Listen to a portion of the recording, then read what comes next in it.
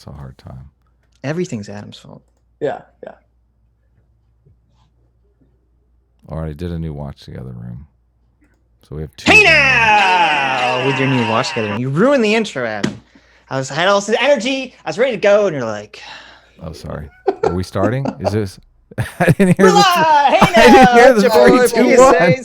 Sitch here with another Sunday. Hold on. We can fix this. We can totally fix this. Just stop 1 second. Just take a pause. Take a beat. Take a breath. Okay.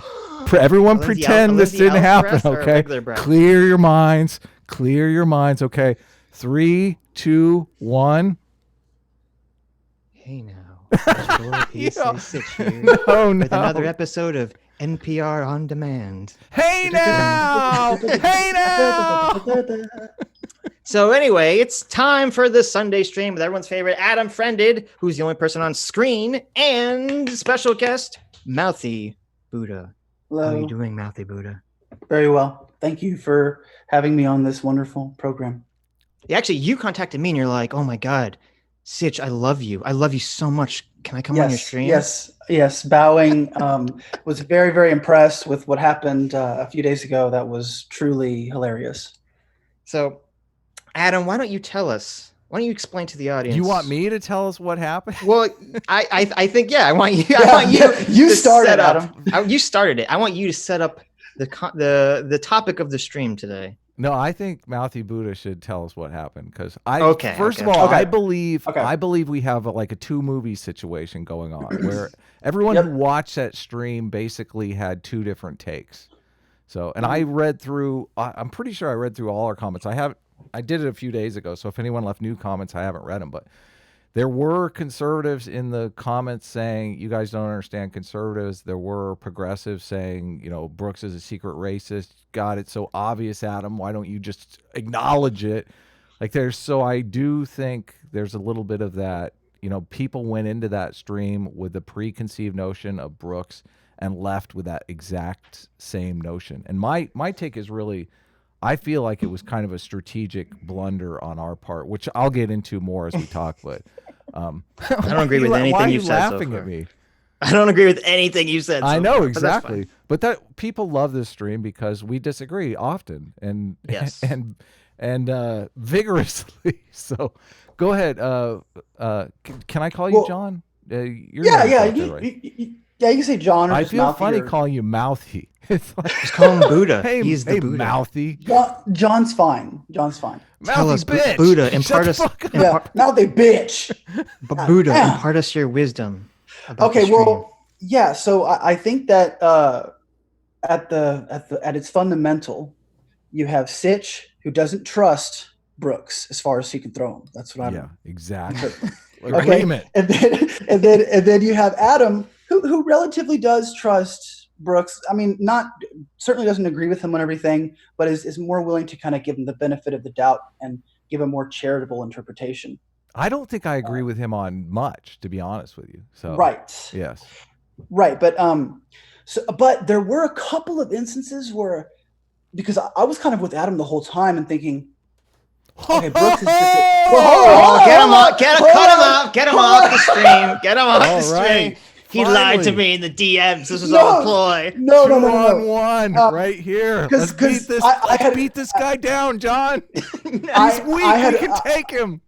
Oh my God. Okay. I had watched about an hour when I messaged Sitch, and I was agreeing with Adam most of the time, but there was one time where I felt like maybe that was a bold-faced lie.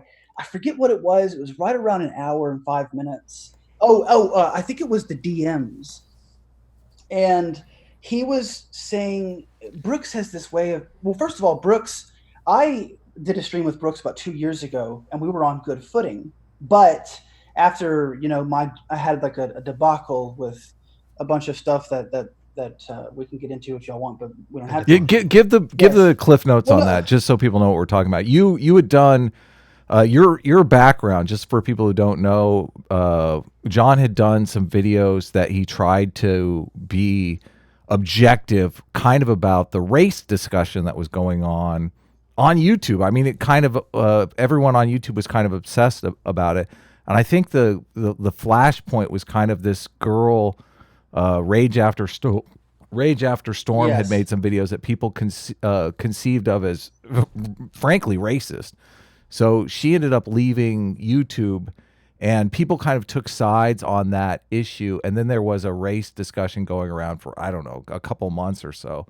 And you made some videos where you tried to be objective about it. And man, this is why I think talking about race is sometimes just a waste of time, because people come into it with their own preconceived notions. And if you try to be objective about it, they tend to pin you on whatever side they're not on. Yes. And I mean, to be completely honest, I was also, and this is why I'm so sensitive nowadays to, probably even more sensitive than you guys are, much more sensitive to this kind of, the alt-right pipeline, so to speak, thing. And, the article that came out in the New York Times, and Caleb's story, which I resonate with very deeply. So I think that, and because I was in that, I was like immersed in that kind of ideological perspective, and I was being driven by feedback from people. And I had no idea. I was like, so close to, I had no idea that I was even in it until you kind of sit back and go, holy shit, I was like doing all these things. So I haven't really, when it comes to someone like Brooks, he started, he completely turned on me and got mad at me on Twitter because I started criticizing, after having enough hindsight, the extremism that was rising on YouTube, and I started doing that on Twitter when I used to use Twitter often. And he yelled at me and stuff, and but I still don't hold anything against him. But I think that Brooks is the kind of person who, I think he just kind of wanted to be cool. I think he was on the stream with Tara McCarthy, and he was like, oh, I'm supposed to act like I'm some kind of smart, person who's behind the scenes and turning all the knobs. And it's like, give me a break. Dude, Brooks is like a dude who's just like, yo, I make these simple videos, and I have a really easy formula. But I think he's just like your kind of, dude bro who likes Michael Bay movies. And what's wrong with Michael Bay movies? No, everything is wrong with them. Okay.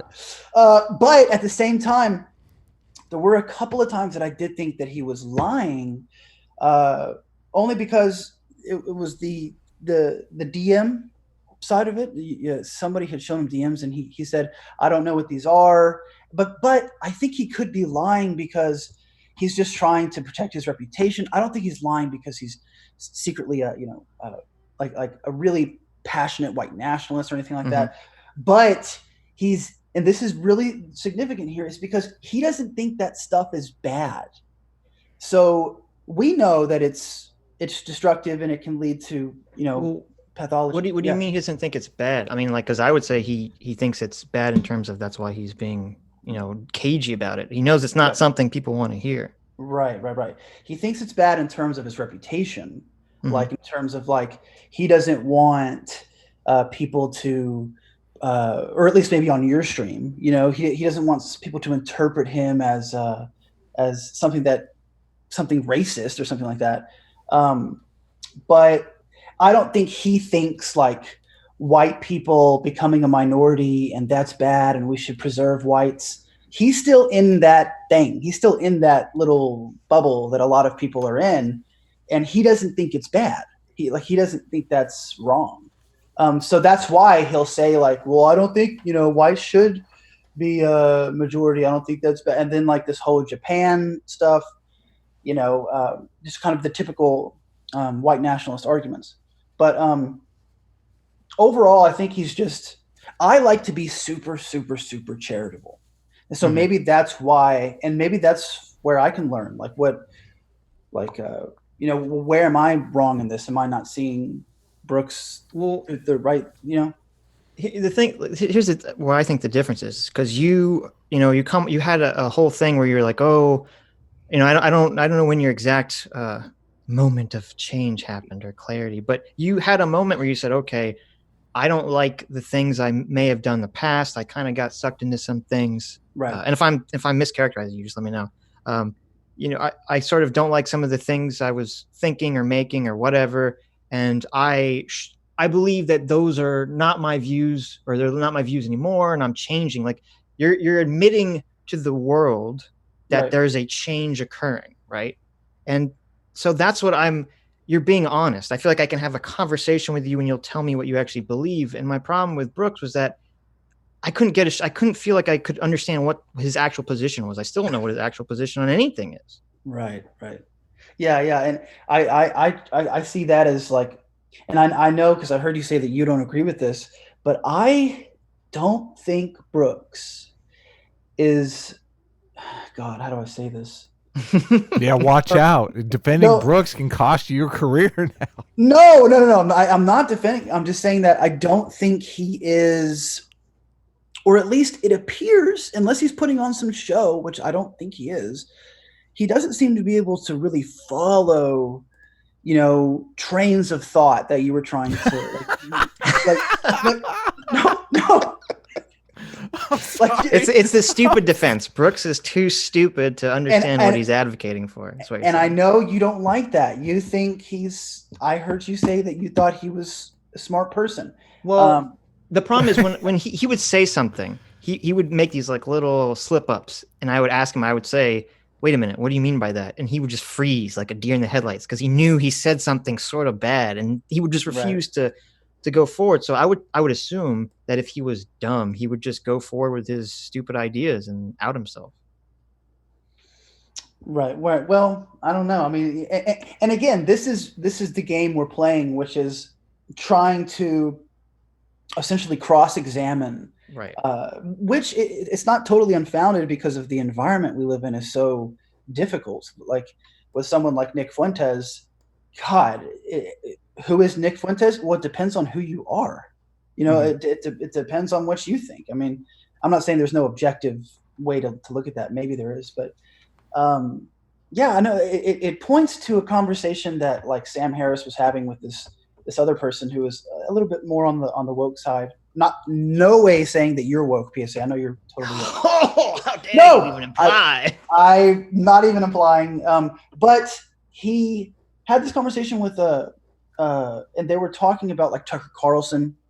I know who you're talking about. I remember that conversation. Yeah. So, this is what we're navigating, and we're trying to, and Sam was totally on the side of like, which was essentially like, unless someone is blatantly racist or saying racist things, we shouldn't try and go for all of the uncharitable takes, because that will put us in a really difficult environment. But at the same time, I understood what the other guy was saying, which was like, yo, I mean, can we get real here? I mean, these people have methods. These people they use satire to their advantage. I mean, we have to also get sophisticated. So I understand that too. So it's just about balancing that beam.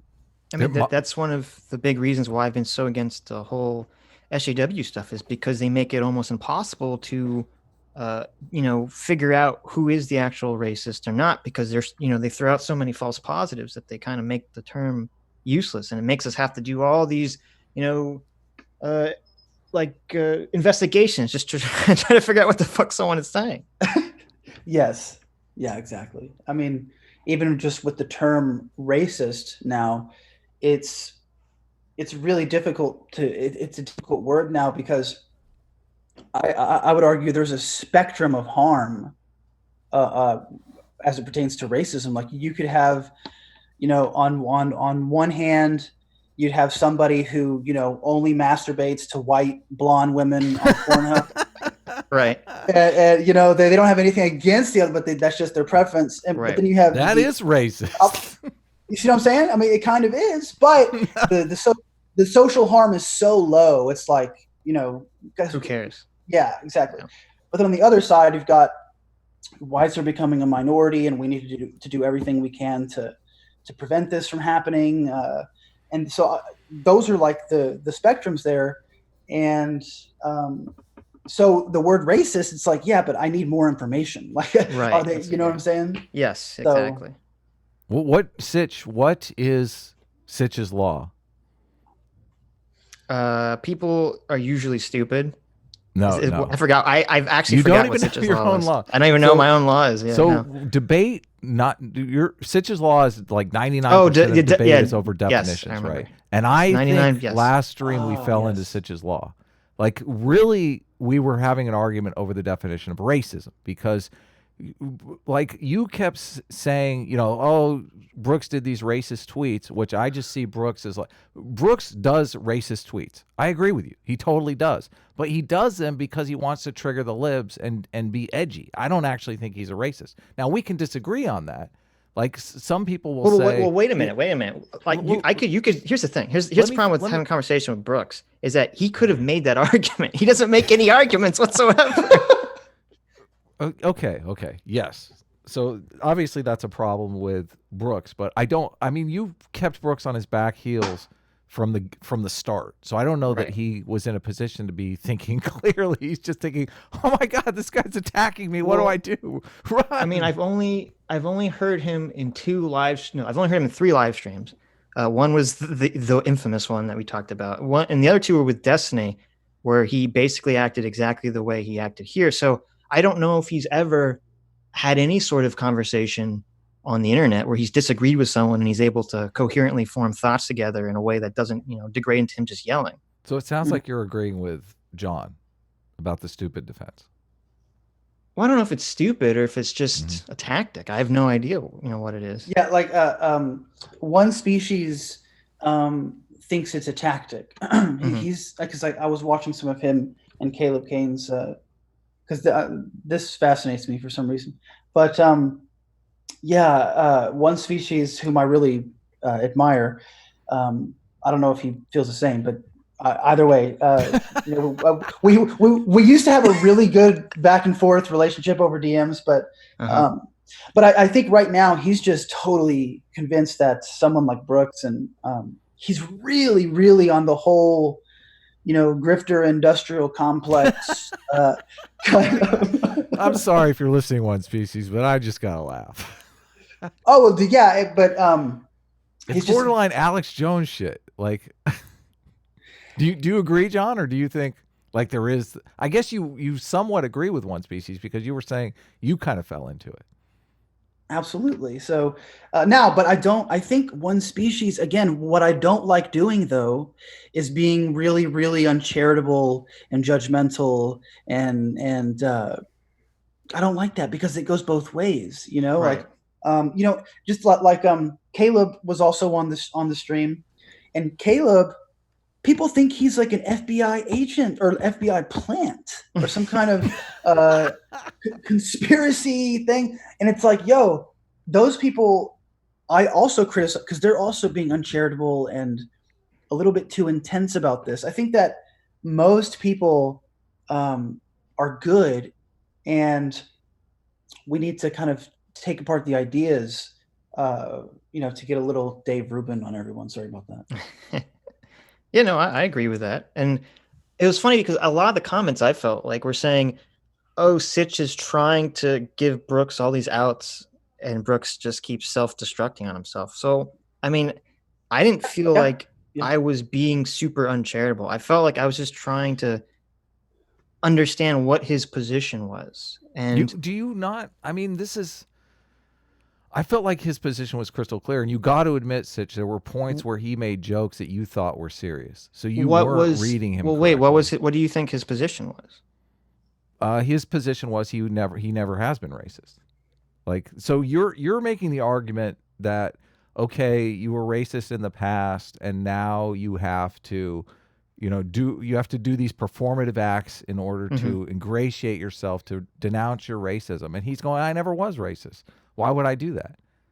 Well, yeah, but we talked about this a little bit last stream, which is I can't, if someone has a position that seems like a counter goes against everything that I see them acting, right. I can't just accept that. It's like, and then we fall into Sitch's law. We fall into Sitch's law because we're making. Well, no, that's not a definitional what the argument. Definition of racism is. Well, maybe that's true. Maybe he has some weird definition of racism, and maybe we should have solidified that at some point in the debate. But it's like with the Michael Morano's teacher, who's saying all this really anti-white racist stuff. Like, obviously the teacher is going to say, I'm not racist if you confront him on it. And I've never been racist. Right. And we're going to say he is racist. And this is the best argument that you made last stream. It's the one that I have the most difficult time with it.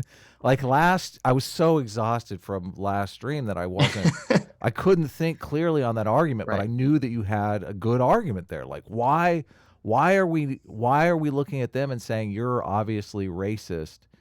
But I'm more careful about Brooks. And I think part of it comes to the fact that, like, we can call Michael Morano's teacher a racist without fear of harming him in any way, shape, or form. Right. Like we're at the point of the culture. Well, he might lose his movie deal. Oh, that's a good. Yeah, that's a at good the point. point in the culture that we're in now. It's really they suffer no downside risk from what we would commonly call cancel culture. Right. So we're just trying to get them to acknowledge that it's racist. We're not worried about them losing their job, but on the right side of the political spectrum, even if it's just vaguely racist, like borderline not even racist, like it could be seen either way, they're going to lose their job. So I think that's part of the differentiation between the left and the right. Right, and I agree with that, and that's why, I said I wasn't going to play the stream, even though I threatened to, because I do think it would cause. I do think it would cause him. It's a terrible, terrible stream, and I kept wanting to say, like, I understand your point of view because you want to say that these things were obviously bad. You want him to acknowledge that they were obviously bad. Brooks says they're from 18 months ago, and he'd rather just forget about it, and let's talk about now.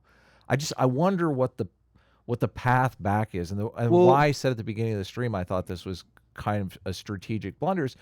Brooks has a big audience of conservative people, and just optically, it looked like a couple of liberals trying to get him on his knees. That's not going to play well to his audience. It's going to drive him more to the racist side. Well, I don't know about that, but there's three things. The first is that, again, I agree with you about how the left isn't affected by, if you call someone on the left, white racist or racist against white people, it doesn't matter. And I agree with that, but that doesn't change the objective reality of whether a person is racist or not. I agree. And I guess that's where my focus is. But how do you see how, like, aren't we just mind reading here? I don't understand how. And do you believe from your psychology background that the performance that people act out in the world kind of becomes them? This is a very like Jordan Peterson idea. I agree. I do. I think if you repeatedly act a certain way in public, you're going to become that person. Right. And I said this last stream, if this was a one-off thing, if Brooks just had this weird ass stream and you're like, whoa, like this came out of nowhere, then I could totally buy, oh, I was tired. I was caught unawares. I just felt uncomfortable. I didn't really want to fight with these people. I could buy all that if this was a one-time thing. But that's my problem, is that it's not a one-time thing. There's all these other tweets, there's all these other parts of videos. And I say, well, how can I buy that argument if it keeps happening? Yeah, I understand that. I totally understand that. Yeah. So I guess how do we have a conversation like that? We've said this a million times. We're on our 57th episode. How many times have we said on this stream that kids like to do edgy racist jokes, not because they're racist, but because it triggers the libs. They like doing it to get the attention. But somehow the idea that Brooks is doing that same exact thing is like, no, that's not happening. Well, I'm sorry. Go ahead. I was just going to say, again, like I don't have a problem with people making edgy jokes unless I think that they're actually making those edgy jokes in a way to try to suck people into being actually racist, which I think is only a handful of people that are doing that. And you think Brooks is one of them? No, I don't know. But because the thing is weird is like, if he was just making some jokes in some videos, you say, okay, that's one thing. But then it's like that stream that he was on, there was no jokes in that stream. That was all very serious, straight talk. So it's like, it's hard to use the joke defense, or people being edgy in that context. Yeah, no, I understand. That's the one piece of evidence, though. But you kept coming back to the recent stuff, the stuff from like weeks ago, are tweets, and I keep thinking, yeah, I mean, Brooks makes edgy tweets that I would not make because I'm aware enough of my surroundings to know people are not going to know that's a joke. They're going to target me as a legitimate racist.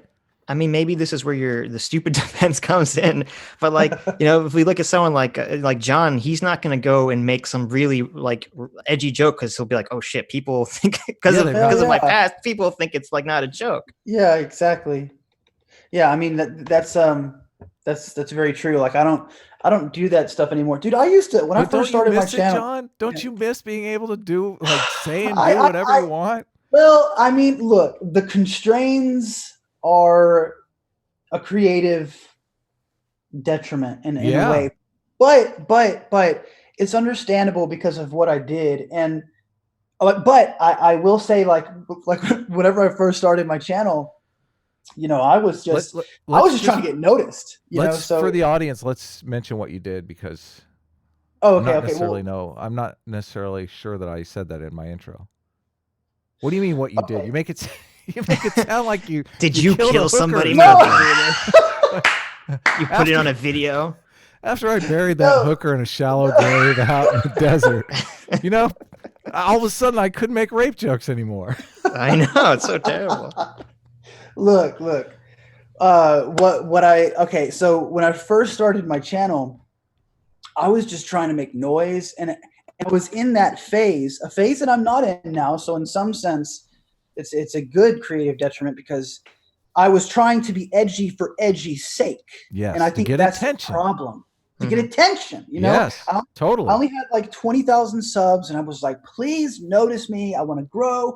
And I had no hindsight that, dude, what you're doing is so idiotic. Chill. Like you're going way over the top. You're acting like a buffoon, and you're saying stuff that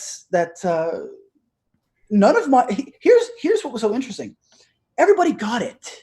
Like all of the comments were positive, and you gained subscribers. So it's almost like keep going, bro. Like we like this edgy, and you're like, wow, I got almost 5,000 subscribers from that last edgy video, and so you keep kind of going down that train. Temple, what? I'm sorry.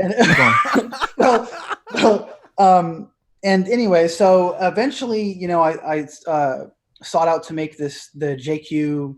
Documentary or not documentary, JQ videos. And JQ stands for Jewish question, just for those who aren't in the know. Like I know. Yes, because someone like me, like I, I was like, what's JQ even stand for?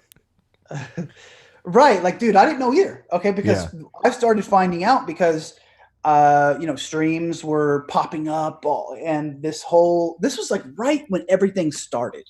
Yeah. Like right whenever it was like everyone thought the alt-right was like funny, and oh my God, Hillary Clinton said it, and like there were so many just like just conservatives and libertarians and even centrists and stuff who were using the Pepe memes, and it was like the Kekistan, it was like the Sargon Kekistan thing, which got co-opted and all that stuff. But during this time, it was all kind of fun and youthful and exuberant.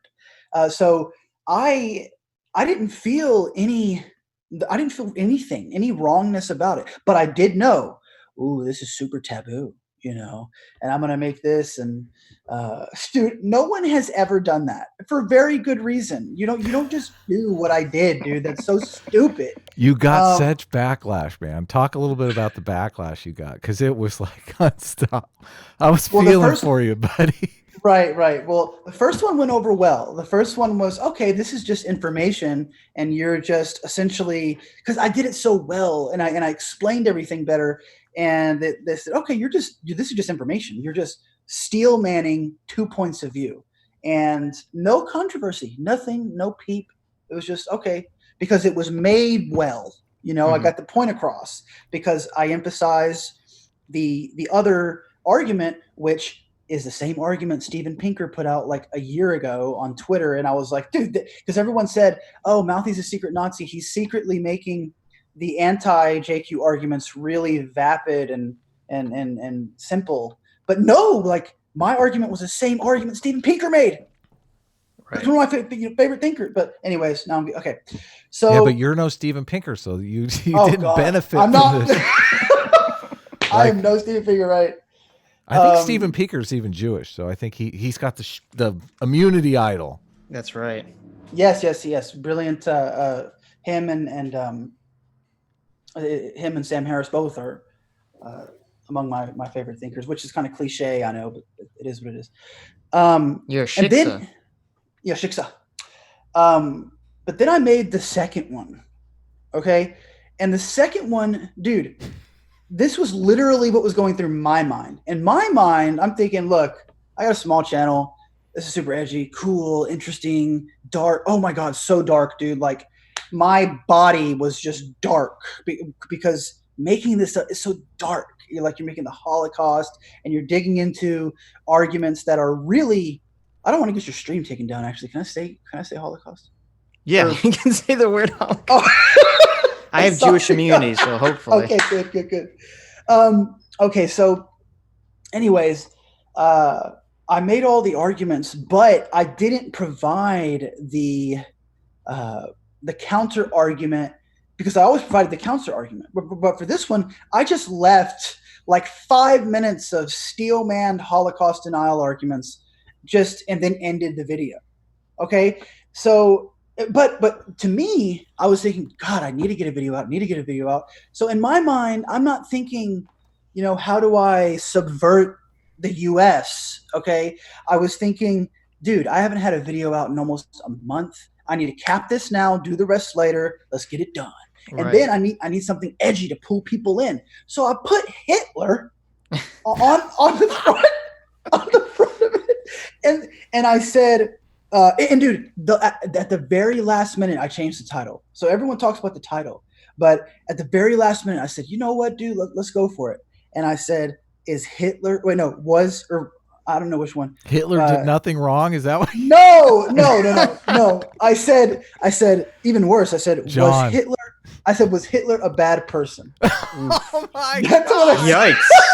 Yikes! I'm sorry, dude. And dude, it went out, and I was getting all these likes and stuff. But the very end of the video, which is the Holocaust denial part, I checked back on the video, dude, like 20 minutes later, after a lot of people have already seen it to the end, and it's got a lot of dislikes. Okay. Yeah.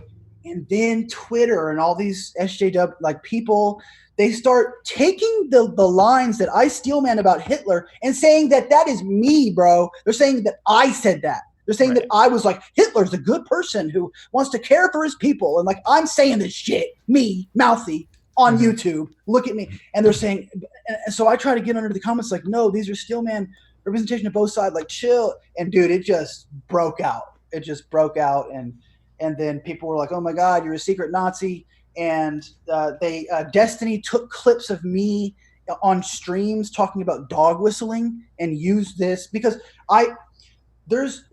whenever I said that on the stream, I said that in a kind of blustering way, but I meant that phrase because if you notice, no one that was my Patreon stream, none of whom are fascists, by the way. These are libertarian centrist people. Well, to be clear, because I've seen that Destiny video. He had a clip of you saying that you put dog whistles in every video. Yes. I dog. Yeah. Now, What did I mean by that? So I made a video where I talked about, am I a secret crypto fascist? It's still up. It almost got taken off of YouTube, but I pled with them. I said, look, this is the most honest, vulnerable shit I've ever made. It will. White nationalists hate this because I literally said this is poison, this is terrible, and all this. They hate this, so they put it back up. And thank you, YouTube. But God, where was I? Oh, yeah. Where was I? Dog whistles. Okay. Now, what did I mean by that? So you can look back at the content that I've made. There's no dog whistles to neo-Nazis, not one. You can look back from that day I said that. And what I meant was illusions with an A, Easter eggs, dog whistles. I was using that, but I did know kind of somewhere in the back of my mind that dog whistle had a kind of edgy culture statement to it. So I liked that claim as a kind of, let's use this to kind of invoke. But then all of a sudden, I didn't know, dude. I didn't know that was I also don't think it's as pervasive as a lot of people say, but. No. See what I'm saying? So, so I made a video showing all the Easter eggs and illusions. They were pill bottles. I had those strewn out all throughout my videos. They were Reese's Pieces. I had those always in the background. This is when I used to film myself. Reese's Pieces because I used to be like a food addict and stuff, and I used to be a pill addict. And the number 23 had that all throughout my videos in secret little hidden places. and little secret messages and like secret shots, screen caps. So, dude, no one believed me. Oh, actually, plenty of people believe me. Sargon believes me. Plenty of people believe me now. Bunty, Chris Raygun, you know, they were like, "Whoa, dude, yeah, I know you're not, but fuck, I can't. You know, this is crazy." So we're getting close to the overlap with Brooks here, because like, what do you do when everyone is saying you're lying? Like, where's the polygraph? Like, how do you get out of that situation? Yeah, that's a good question, but I just wanted to get the timeline cemented in my mind. Was this before or after the JF video? This was before. This was all before. So after this had happened, and after what was it? What was the JF video? The JF video was race realism. Okay. And you just kept opening the door. Yeah. Well, look, yes. Okay, you made a video with JF. Is that what happened? I messaged JF and said, "Yo, let's make this video and let's do this." Okay. Now, he's like, no, he's not just opening the door, Sitch. Like he's like inside the room. Listen. Okay. So what happened is, bro, not everyone, but a lot of people just thought this about me already. So they thought, oh my God. So I thought, I didn't really consciously think like, I've already fucked up. My reputation's already fucked up. So let's just do this. I didn't like consciously think that, but that was like I feel now in hindsight, a kind of subconscious drive to just, well, whatever, dude. It's already like, I'm already in there. And I already was very interested and gravitating toward, notions like race realism and, alt-right talking points after I made that video. So I was still gravitating toward it. It was still there. And all of the followers, the only people who were nice to me were like fucking white nationalists and shit. And they're like, "Yo, you're our guy." And I'm like, "Bro, I'm fucking Mexican." And they're like, "But we'll let you in our ethno state." Oh no, one species is listening. And I'm like, dude, I don't want to be in an ethno state. Like half of my family is Hispanic. My grandma didn't speak a word of English. Like y'all do. I don't want that, But either way, still very fascinated and interested. I wanted to make something on race realism. Again, dude, you got to think about, I don't come from how do I say this? I come from like, I wanted to make a video about race realism that wasn't scary. That was like peaceful. That was, and if you watch the video, which I took it down, I took all this stuff down. I took all my stuff down that has to do with all that stuff. But other people have uploaded it. Yeah, I see it. I found it in the search. So. Yeah. I mean, dude, when you search my name, it's just like Nazi, Mouthy, not like secret. Is he a Nazi or is he not? Secret crypto fascist. Secret crypto. Well, we had talked about you changing your name. I was trying to get you to go with Bone Crusher, but. Oh my God. But maybe now's the time. Bone Crusher has a nice ring to it. Dude, I might just start a new channel. I don't know. But to wrap that up really quick. So I made that video, and I think I made like one more. Actually, I think the next one that I made is still up there. It's an argument against Greg Johnson, who is a big alt-right guy, but I argued for a libertarian point of view. That was the guy in the stream with Brooks. Yes, that was he's intense, Greg Johnson. But I argued against him in that video. But then since then, I really started to really started to see it from hindsight. And I also started thinking about like, these videos are going to be up for a long time. It's fucked up because you don't even think about that. I'm a drug addict, right? So I'm like just in it to win it always. Like, let's do this. And the same thing with my videos.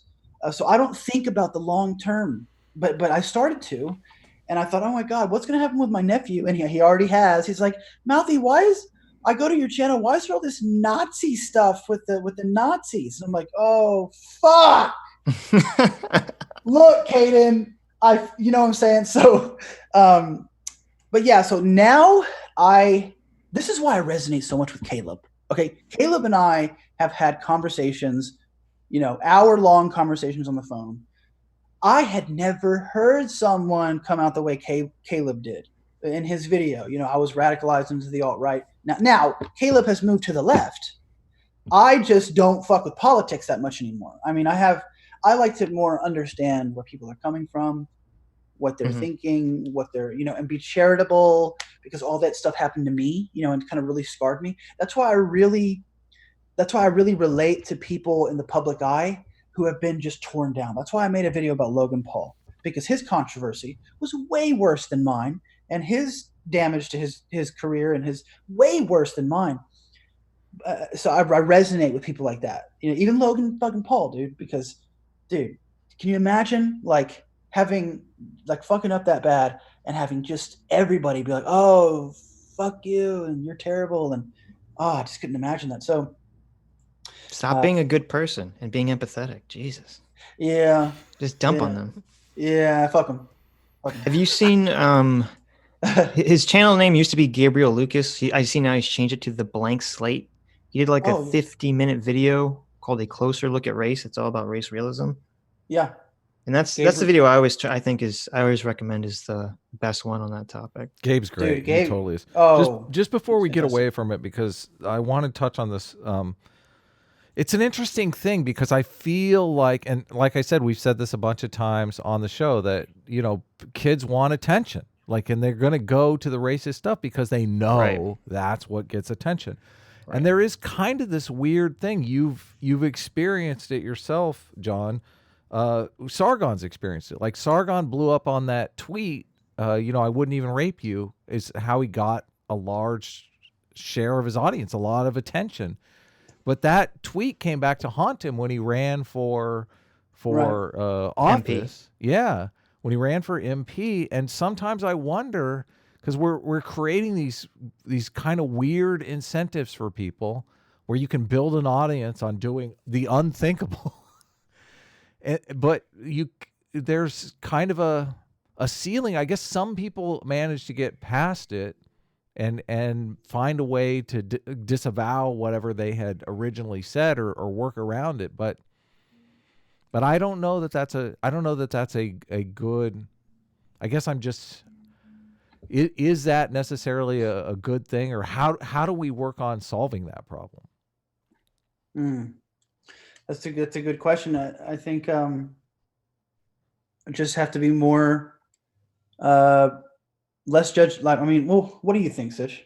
Well, you know me, Adam. I'm a very kind. I'm literally someone who, and Adam knows this. I said this on a stream. I literally stopped a response video to 17911L because I felt bad for them. I know. Because I kept trying to get him to finish it. Because there's a part in their video where they fucking flat out lie, and I'm like, oh my god, it bothered me so much. And he left, or one of them, I don't know, whoever it was, left such a nasty comment on my first net neutrality video. I was so pumped to fucking get them. Comment, but then I just feel like a book. No. I know, he left he wrote a book on my comment section. That was so absurd. But anyway, this is how much of a bleeding heart I am. I actually feel bad for someone who insults me. Okay. So no, I totally I'm all about forgiveness and love and all the good stuff. This is the difference, is that if Brooks just said, because I know you're talking about Brooks, if he just would have said, I believe some stuff that was bad, that I don't believe anymore, I'm willing to forgive almost anyone as long as I feel that it's genuine. But you have to, I guess the thing that I didn't vocalize last stream is that I don't think it's humanly possible to participate in the stream that Brooks participated in and not take some sort of L on that, not take some sort of loss. You can't just hand wave it off. You have to admit on some level that there's some fuck up, right? Do you disagree with that, Adam? No, I don't disagree. I don't disagree at all. I understand your thinking. Your thinking is perfectly logical. You said it on the stream. You said, listen, I defended him and I felt that I defended him unjustly. And so I had something that I needed to settle for me, which is how all these things begin. So even if we remove that, even if we remove my own ego from the equation, do you think it's possible for someone to be on that white nationalist stream and not take some sort of loss on some level. I'm not saying it has to be like they lose their channel, but you have to take some sort of apology, some sort of loss. Something has to happen. Well, we're in a weird situation where apologies are more than just a loss. Like nobody takes, like the apology is supposed to be like, well, John has managed it, haven't you, John? Yeah, but yeah, I guess just I don't know. Brooks, how do you're not gonna get that from Brooks. So well, I know, but that's part of the problem. Like, how do you think Brooks should have handled the situation, John? Do what? How do you think Brooks should have handled being on that stream and some of this stuff? Dude, here's the thing. Or do you not want to even comment on it? No, I do. Here's the thing with Brooks, dude. I think Brooks is just, you're not going to be able to land any kind of sincere, engaging kind of conversation. That's not what I get from Brooks. I just get like, no, what the fuck? Like, fuck you, pussy. Like, I'm just like, oh my God. Like, he's right. One of those people, So no, like I don't disagree, but so I guess I concur. Right? No, I agree completely. So, but so like, and we've hung out with Brooks privately, and that's kind of the thing. Yeah, exactly. So, like, but how do we supposed to deal with this situation then, Adam? Are we just supposed to ignore it because Brooks is not, I guess, intelligent enough or self-aware enough to have a conversation on some sort of deep, interesting concepts? Like, what do we do? I guess the difference of opinion is, and one of the reasons why I'm willing to give Brooks the principle of charity and you're not, is because I feel like he went into that, like, I have closure with the stream. I feel like I know exactly what happened. Like, Brooks went into the stream and he thought it was going to be one thing and they kind of ambushed him. And this is not a secret. Well, wait, did he? Because that's part of one of the first questions I asked him is, what did you think going into the stream? Because I wanted to know, like, maybe he was ambushed and he didn't really give an answer. Yeah, but I understand Brooks's position. Brooks has a large audience that is his source of income. I mean, it's that he risks his audience by saying, by showing any form of weakness whatsoever. Not necessarily on the race stuff, but just showing weakness. Like, you're technically a lib, okay? If he's willing to do racist, oh look, NoBS is in the chat. Like, Sitch is so smart. Since we're talking about Brooks, I feel like we should at least extend the offer to invite him on. Do you guys agree? Or no? Because it will just no. Look, normally in any other situation, no, come on, we could have him on. People triggered. Wait a minute. Get 4 people triggered on one stream. A new record. Okay, maybe here's the problem: is that I know because I don't have. If there's anyone else that I feel like we could talk to, but it's just literally going to be part 2 of the live stream. It's just going to be yelling and the shit show and all that stuff. Okay, let me break it down like I was talking before Brooks popped in.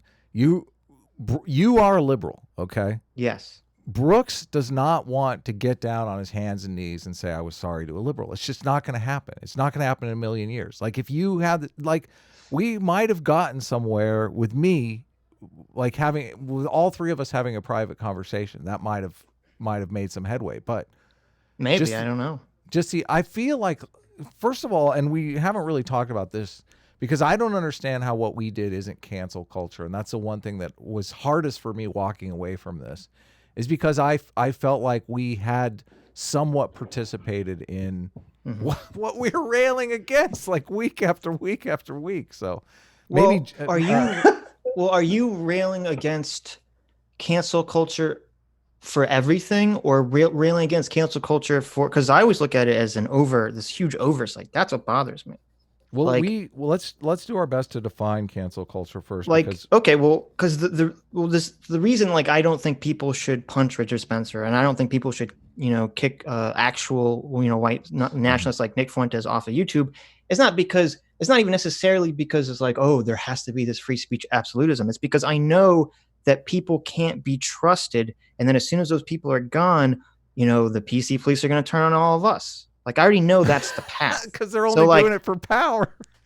So it's like I guess I have more of like this pragmatic approach where I just don't trust people to not fall down the slippery slope. I'm not coming from like this idealist angle, I guess. John, you want to weigh in? No, I think that's all good. I will say, I just want to say, if I could step back really fast, there were, and this is gonna, y'all are gonna hate this, but there were people in the chat that said that I was denying race now, and I just really quick, I just want to say that I'm not. I got rid of those videos, but I'm not denying that there are biological differences, between different lineages separated by geographical location. So I'm not saying that, okay?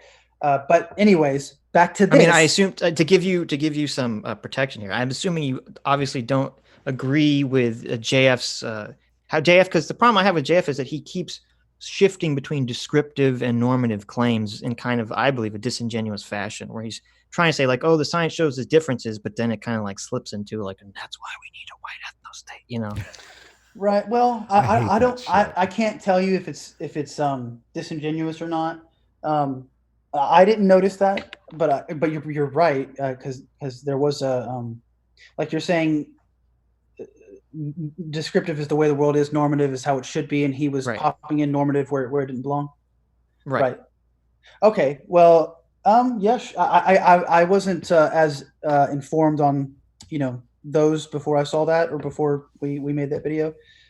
But no, but I'm saying, I'm assuming you don't agree with JF's normative claims about these things. What were the normative claims? Like that's why that we should be able to establish ethnostates because of supposed differences between races.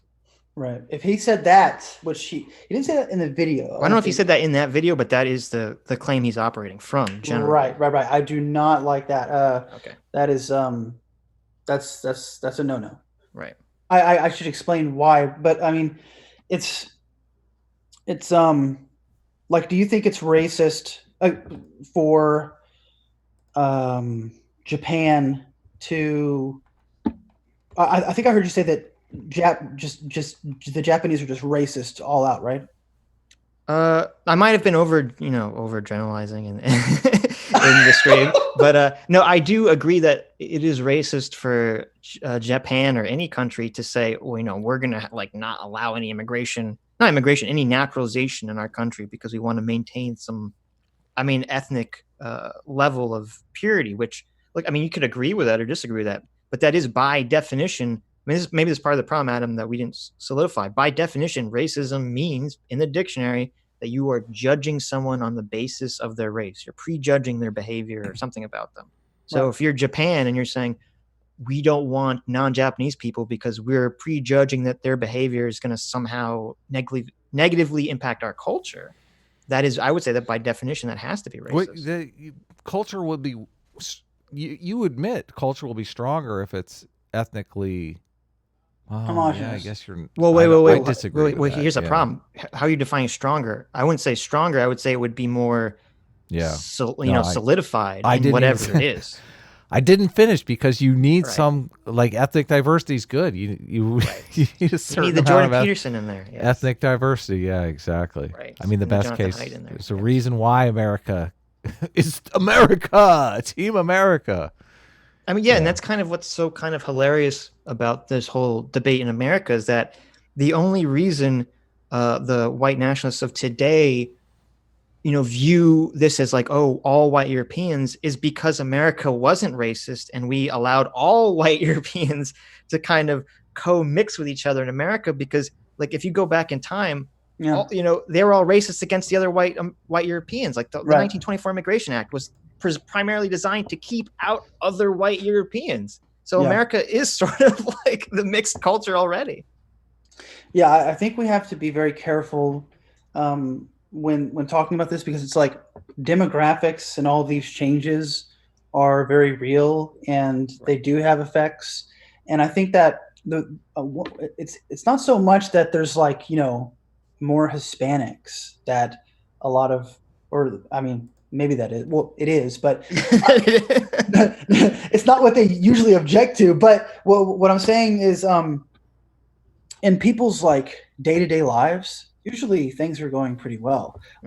when's the last time you saw like an entrepreneur who's just making lots of money, who's totally engaged with his life, who has a great relationship with his children, his wife, has, goes and plays pool with his friends, is writing a book? I mean, how much time or even interest does this person have in politics? If you ever look at an entrepreneur or someone who's truly fulfilled, they're not engaging in politics really at all, because they're so engaged with their life. And I would argue that actually says something good about the culture that you're living in. If you can go out and do what you want. Like if I go to the stores, I live in Houston. It's the most diverse city in the world, arguably. Mm-hmm. And I go to the store and there's all, for a while when I was in all the alt-right stuff, you did start to, I could tell there was something was coloring, no pun intended, but it was coloring my consciousness. And I was seeing like all these differences. But in reality, once you kind of get that slime off you, you just go into the store, you go to H-E-B, you can get some chips. And then, everyone's watching the baseball game, the World Series in Houston. And, we're all, hey, did you see the game? What's going on? And total strangers, So that doesn't mean that trust doesn't go down in a diverse society. Mm-hmm. That does seem to be the case. We don't know, though, if that doesn't go back up as time goes by. But I just think that we need to handle it carefully, because all these white nationalists have popped up within the last 2 years because of YouTube and social media. Right. And like, that's what the red pill phenomenon was all about. It was about like, oh, you got red pilled, 4chan, 8chan, all this stuff. So there's definitely a correlation between social media and how that affects human consciousness, and these rise in political factions that are separating and deviating more and more, because they're being exacerbated by the effects of social media, which makes like our defects even worse. So it doesn't line up with our actual reality. We go outside, we play tennis, we're with our friends, we hang out, we drive, we do whatever, we go to college. It's all fine. It's all good, And I say that from someone who lives in Houston, where whites are a minority. So, but again, we have to be careful. We can't be like the fucking left and these crazy people and like, oh, whites need to be a minority and fuck them. And no, we need to work together. We need to find a way to work together and not discriminate against white people, like by like and Asian people in college campuses, by not accepting them and stuff. We just need to be honest that there's going to be some differences in outcome among these groups. We need to just grapple with that and figure out how to help each other. There's going to be differences in blacks than there is with Asian groups. That's just going to happen. It's going to happen. It's going to be there. Now, how much of that is environmental or genetic? My goodness, we really don't know. It depends on which geneticists you ask. But yeah, I think we have to be very careful not to, further alienate. Right. I mean, that's why I've been so against the SJW movement, because to me, it's like you're going the exact opposite direction. It felt like the left was for years trying to say, let's dismantle racial borders, let's dismantle racial categorization and sex categorization, and just say, a man and a woman can do whatever they want in terms of a job or their lifestyle, and a white or a black person can do whatever they want. Let's just not judge anyone by this stuff. And I was like, okay, yeah, this all sounds like the way to go to kind of solve a lot of these problems, or at least, help these problems. And then suddenly now the SJWs are like, no, like we must constrict, these super tight borders about, who's white, who's black. And you have to say, oh, all the white people are bad and all the black people are good. And all the men are bad. It's like what is happening? We just triggered like 180 all of a sudden somewhere. Yes. It's very pernicious, very destructive. And counterproductive. Yes. Like when you see a lot of kind of alt-right and white nationalists, their main go-to is like rhetoric, like what I'm saying. So they're able to use all this rhetoric, which that rhetoric is bad. It's wrong, but then they say, "Yo, this substantiates everything I'm saying." White ethno state. And it's like, whoa, hold up, you just went. Okay, everybody is doing this. Jesus, stop going.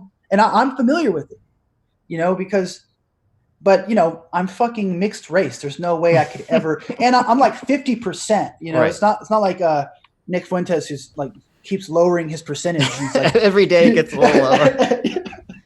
But his name is Fuentes. Yes. Yeah. You should read some super chats. We got a bunch of them in. Drunk Shovel for $10 says this. I'm sorry. What did you say? I cut you off. Drunk Shovel for $10 says this stream hasn't started yet, but I just finished the NoBS stream and I'm so frustrated with that brainlet that I need to vent it. Here's some money, Sitch. You did well. Thank you very much. Drunk. What about me? What about little me? Adam, you got so much hate. I'm so sorry. I got so much hate. If I was there, I would give you a hug. I was like, I was walking into the stream thinking, oh, this will be a cakewalk day. Brooks will come on. We'll all tell some jokes, have some fun. We'll be out by 2.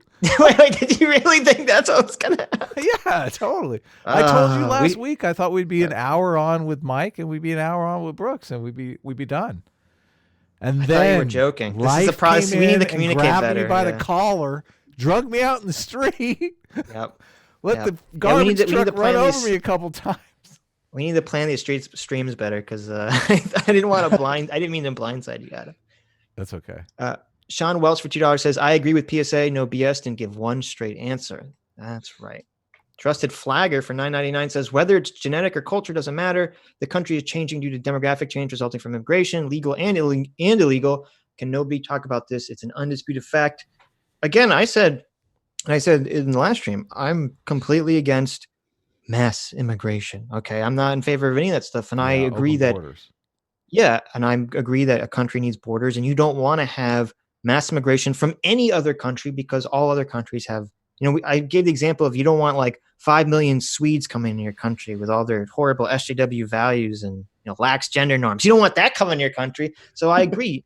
But so you can't talk about changing demographics, but I feel like this gets dog whistled, for some other things.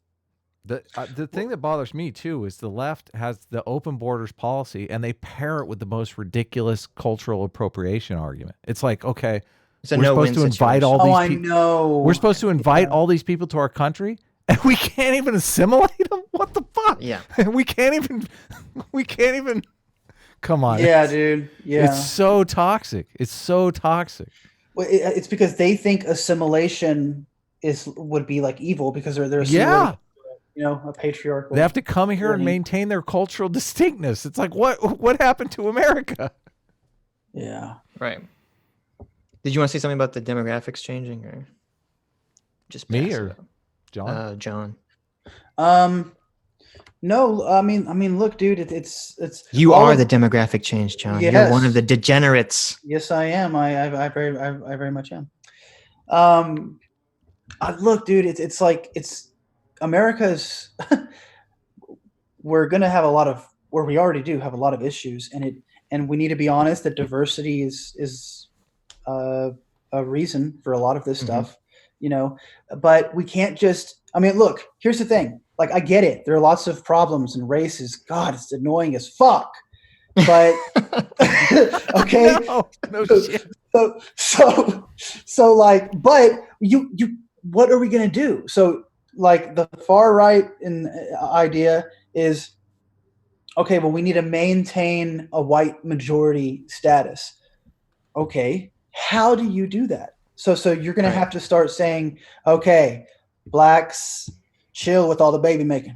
What are you going to say? Right.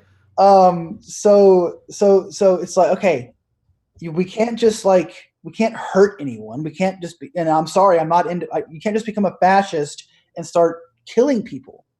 So we gotta figure out how to work together. And I think Jonathan Haidt, the way he looks at it is we need to turn from an honor culture to a dignity culture, right? Isn't that what he says? Yeah. Mm-hmm. And how, so it's like we need to be more sticks and stones.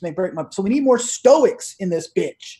Yes. To be like, you see what I'm saying? That's the only way a diverse society will thrive is if no one gives a fuck. So we need some transcendent identity, some better identity that we can all get behind. But right now we don't. It's all individual. It's all individualism, and it's all consumer. Oh, McDonald's, yay! Wendy's, oh, don't take my. And it's like, damn, it's so based on, crony capitalism. So there's a lot of economic problems too. Right. Well, see, that's another reason why I have a hard time buying the demographics shift fear, because First of all, I haven't really heard anyone clearly define what white culture is and what the various South and Central American cultures are that what exactly is going to change. Like, give me some, like, a list of things, because in America, it seems like that the cultural differences are far more regional. They're based on whether you live in a city, do you live in a suburb, do you live out in the country somewhere. Like, each area of the US has a distinctive culture. Like, if I live in a pretty big city that's surrounded by suburbs, and I can, if I interact with someone of any race who lives where I live, I'm going to have more in common with them up front than I would, interacting with another white Jew who grew up in, like, the ruralist areas of, Kansas or something. Right. Yeah. I mean, it is kind of amorphous, and you will find that a lot of these ethno-nationalists will end up tripping into civic nationalism, right, like almost by definition, because you'll be like, okay, well, do you want all the white Antifa people?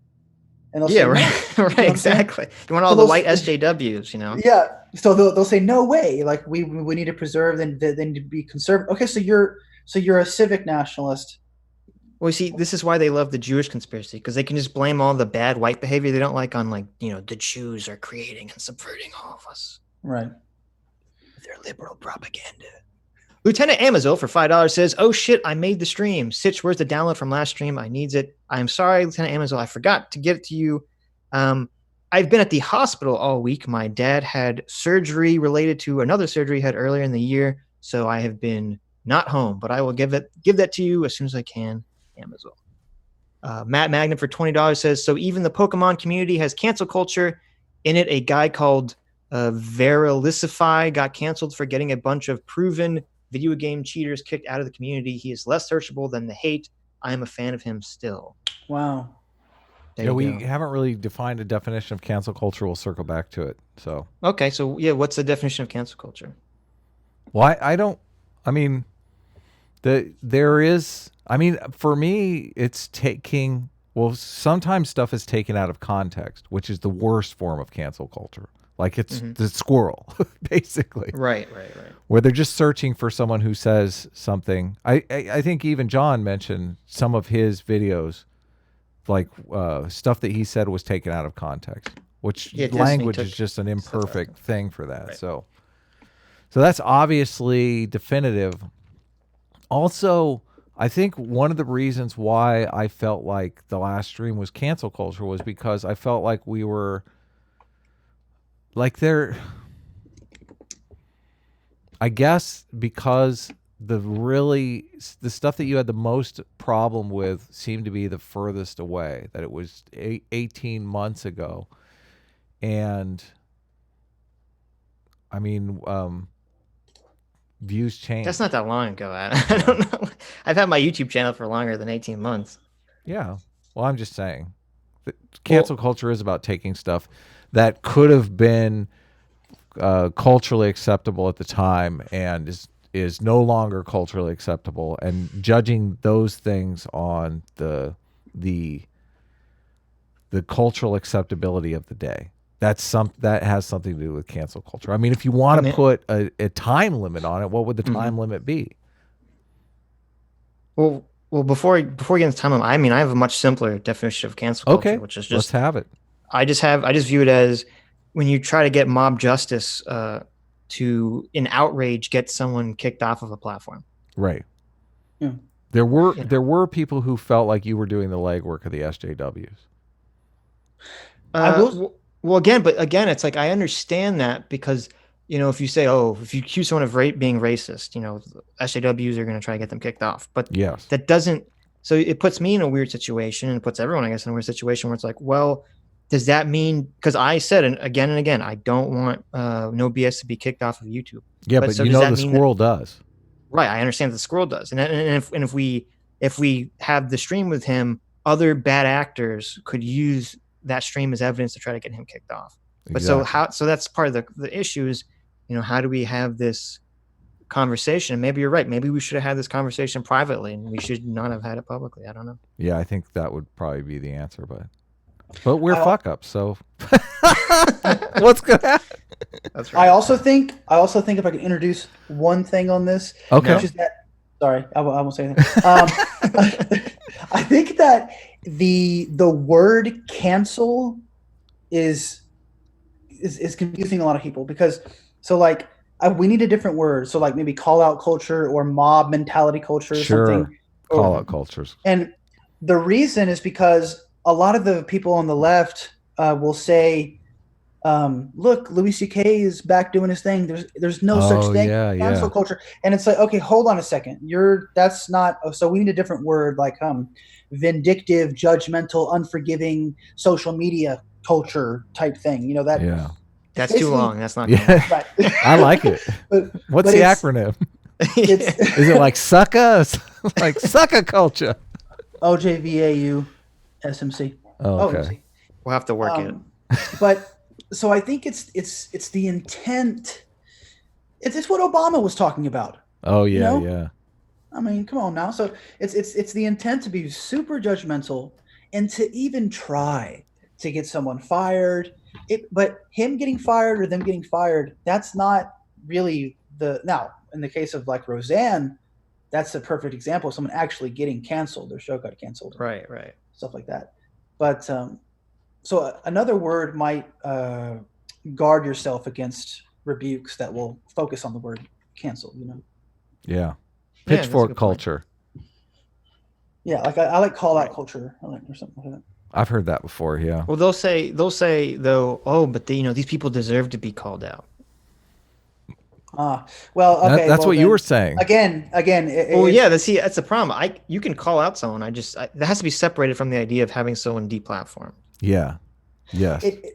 There needs to be something that includes how judgmental and like virtuous they think they are, but they're not willing to like act in that way necessarily. Mm-hmm. Lynching culture. Oh wait, that's a bad. Oh my god. Oh my god. No, disavow. Yeah. Did you want to say something else about cancel culture, Adam, or do you no? want Let's move on to super chats. Isaac Yusuf for 199 says, I've been told too that I too am a Jew, but I am Somali. That's right. No Somali Jews allowed. I'm sorry, Isaac. What? No, not allowed. Alex Karras for $20. Thank you very much. Alex says, thank you very much for sharing my video, my Sarganinios, high one species, no hard feelings. We should play, at the end of this, we should play Alex's Lindsay Ellis supercut breath video. We'll get a copyright strike. We can't do it. No, Enlightened Centrist made. Oh yeah, you're right. That one doesn't have Alex made one that was just 5 minutes of her breathing. We're gonna watch Carjackers for Jesus together, right? We're sure. We're gonna watch my short film. Sure, yeah, totally. Chris Solomon for $4.99. Come on, it's art. We can't this race stuff. I like Friended's content. He made that. Dude, no, like the cinematography on what was it called? The Social Justice Detective. There's a joke in there about your JQ video fuck up. Yep. Yes. Chris Solomon for $4.99 says, Sitch, how do you respond to recent allegations that you use the term BITCH? Hashtag cancel Sitch. Hashtag got him. You know what? I'm sorry. I've made lots of mistakes in my life. I've said the B word. I've said the A word. I've said lots of bad words. But fuck the bitches. Fuck the hoes. I don't disavow. I think, I like that. A strong stance on the bitch word. I like that. Hell yeah. You do have to say that was a pretty lame attack from Brooks. Bitches need to learn, man. Bitches need to learn. Yeah, bitches need to learn. That was very strange. But Brooks walked away from the stream thinking that you were pro incest. I think he might want to debate you. I think he might want to debate you on your incest position. That would be a very short debate. Because I don't like incest. No, I don't even. Are you Sitch, or have you ever been pro incest? No, I don't believe you. You love incest. I don't believe you. Based on what evidence, Adam? Where are my pro incest tweets? Where's my pro incest stream, Adam? To be continued. I will dig up something. You'll dig up some pro incest. Yes. Jarful of Love for 10 Aussie bucks says, landmine time. What do Friended and Sitch think on race and IQ differences? Don't worry. Next question will be something safe like eugenics. So I thought I know I've talked about this before on stream. I don't know if Adam has an opinion on it, but I said part of the problem I have with IQ tests, because we learned about this a lot in my psychology class days, which was before the SJW, this is years before the SJW takeover. Back when you used to get a good education. Right, back when you used to get a good education, is that IQ tests are affected by how much of the type of, I forget what the exact words that they use to describe each form of intelligence, but how much you use those forms of intelligence before you take the IQ test naturally really affect how well you do in the IQ test, obviously. So the example I brought up is they've done tests where, like, in all IQ tests, they have the shapes in a line, and you have to figure out what shape comes next. And and they do these shapes as very basic, like squares and circles and triangles. And these are all things that we recognize because, we live in a society where we see a bunch of signs and paintings and all this crap. So we see these symbols a lot of times. So when they give that test to Aboriginals in Australia who are like living out in the fucking, in the desert somewhere, they fail those tests. They're very poor at those tests because they're not used to seeing those shapes. But then if they construct the same test using rocks or natural objects that are tangible and real, they find that Americans do really poorly at discerning the differences between rocks, where Aboriginals will suddenly score really high on those tests. So that's why I have a problem with a lot of these. You just have to take the IQ test at face value claims. Even the IQ tests that are measuring like different forms of pattern recognition and stuff like that, so they're very abstract. Like it's so weird. Our culture values certain types of pattern recognition that other cultures don't necessarily value, but they value other ones. So even that's the smart way of saying what I was trying to say. Yes. Yeah. Even those are tainted by our cultural milieu. And I've been looking at a lot of Richard Flynn, who coined that guy. Yeah, the fun effect dude. He is like my only hope, or like the world's only hope for IQ research, because he is convinced, because of the Flynn effect and several other factors, that most of this stuff is environmental. And I've heard his debates, and I used to be on the totally opposite side. Because I was just looking at all the information of like Sam Harris and Charles Murray and Richard, what was his name? I don't know his name, but just all of them who make the claim that it's all purely heritable, or at least 50 to 80%. But there are people like Richard Flynn who give really good arguments. I mean, first of all, when you just look at the Flynn effect, how could everybody's IQs rise by almost a standard deviation, or standard distribution, or standard deviation? Deviation. Yeah, standard deviation. How could that happen in one generation where no genetics changed? Right. That's a great point. You see what I'm saying? So yeah, but nobody knows. We're like, what the fuck? Everyone's IQs just got high. So it's like, that is a fascinating wrench to throw into the IQ, and they're still grappling with it. So we don't know. Mm-hmm.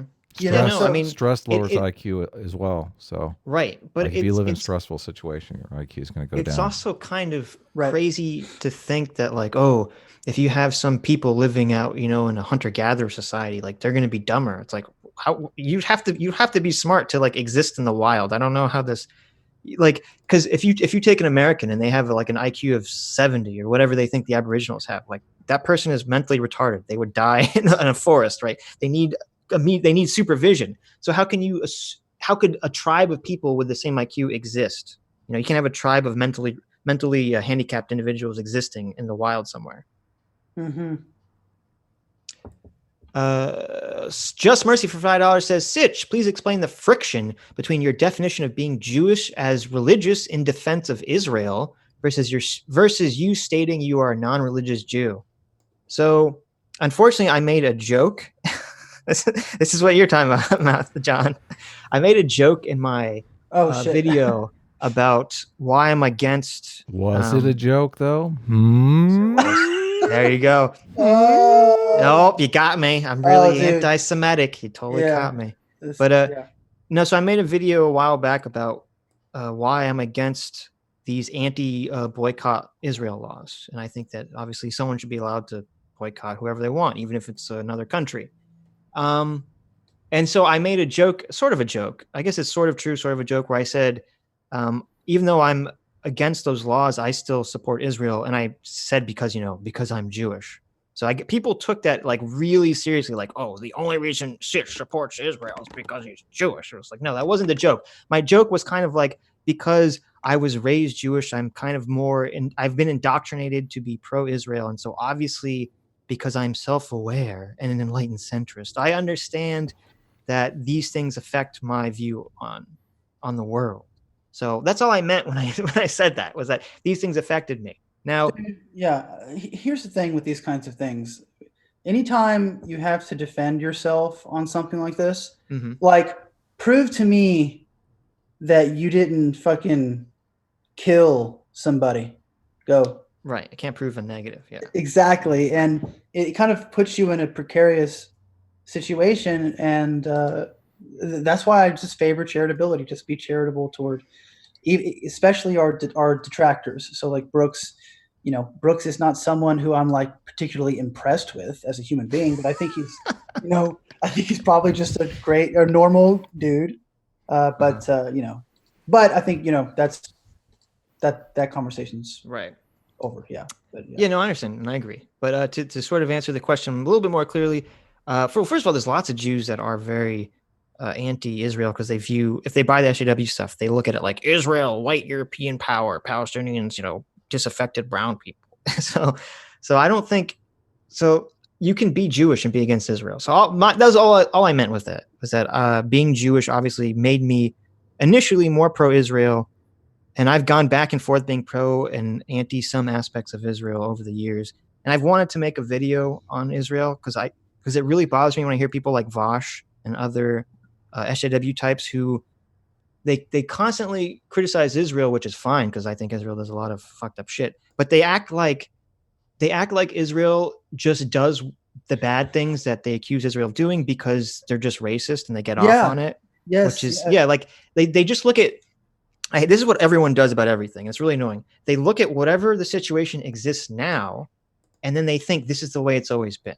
So it's like, oh yeah, Israel's always been a situation where it's been like a military superpower fighting against like disenfranchised Palestinians. It's like, no. Like these people totally ignore like the 20 or 30 years of suicide bombings and terrorist attacks that kind of created Israel into being the security state that it is. There's this whole, people don't randomly just do stuff. There's always a context that creates the situation. So. Right.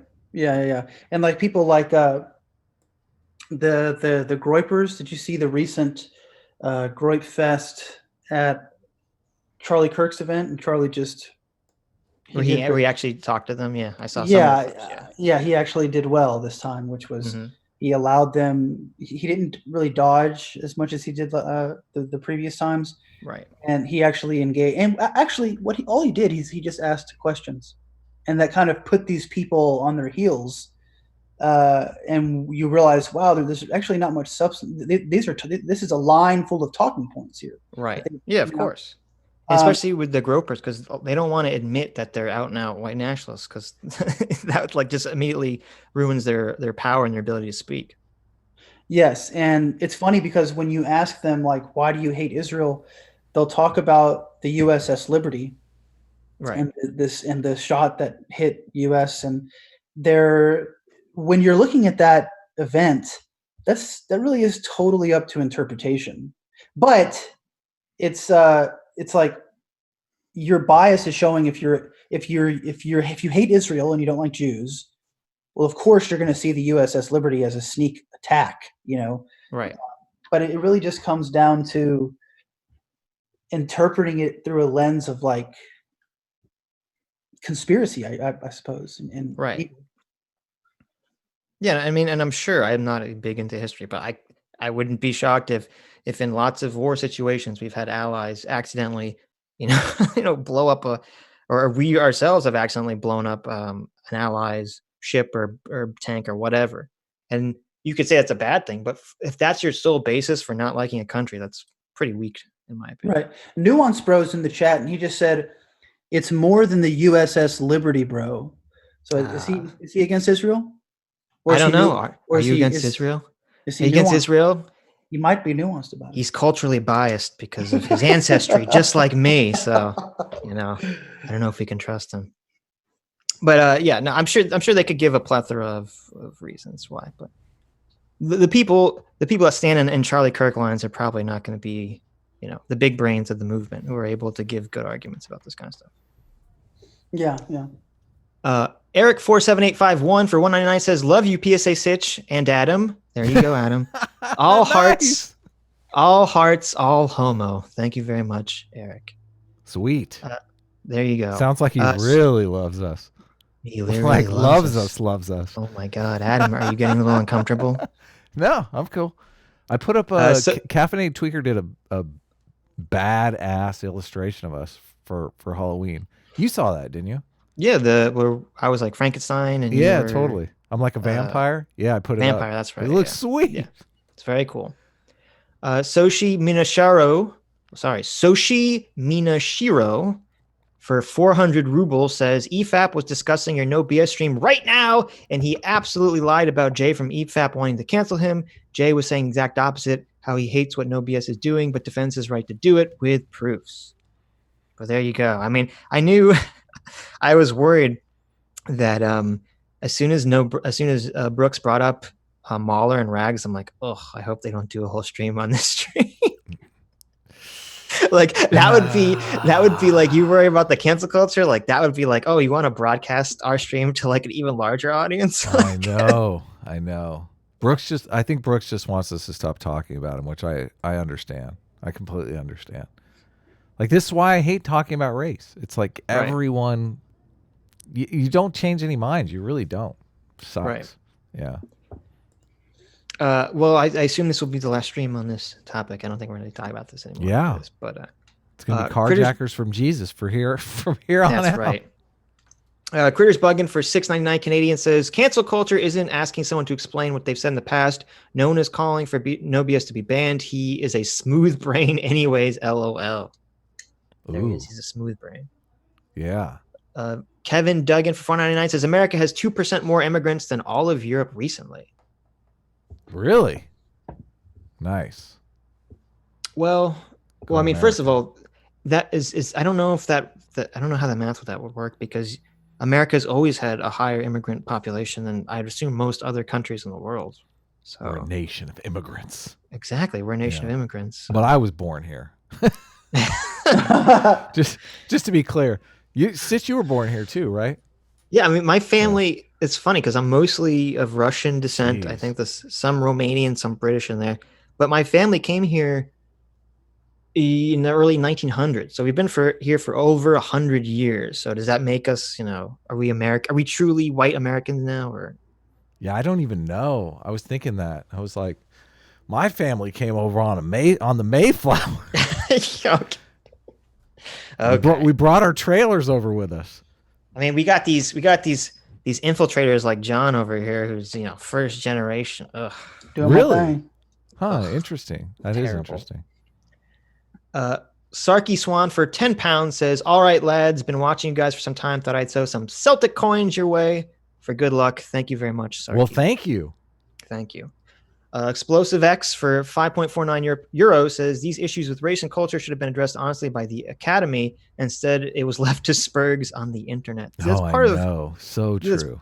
That's part of why I hate the PC culture, is because you can't have actually knowledgeable people talk about this stuff without people yelling at them and calling them racist. Yeah, which sucks, and that is a direct result of cancel culture. Anyone who has something to lose just doesn't want to touch this stuff. And if you're an academic, like, you got something to lose. That's a horrible situation to be in.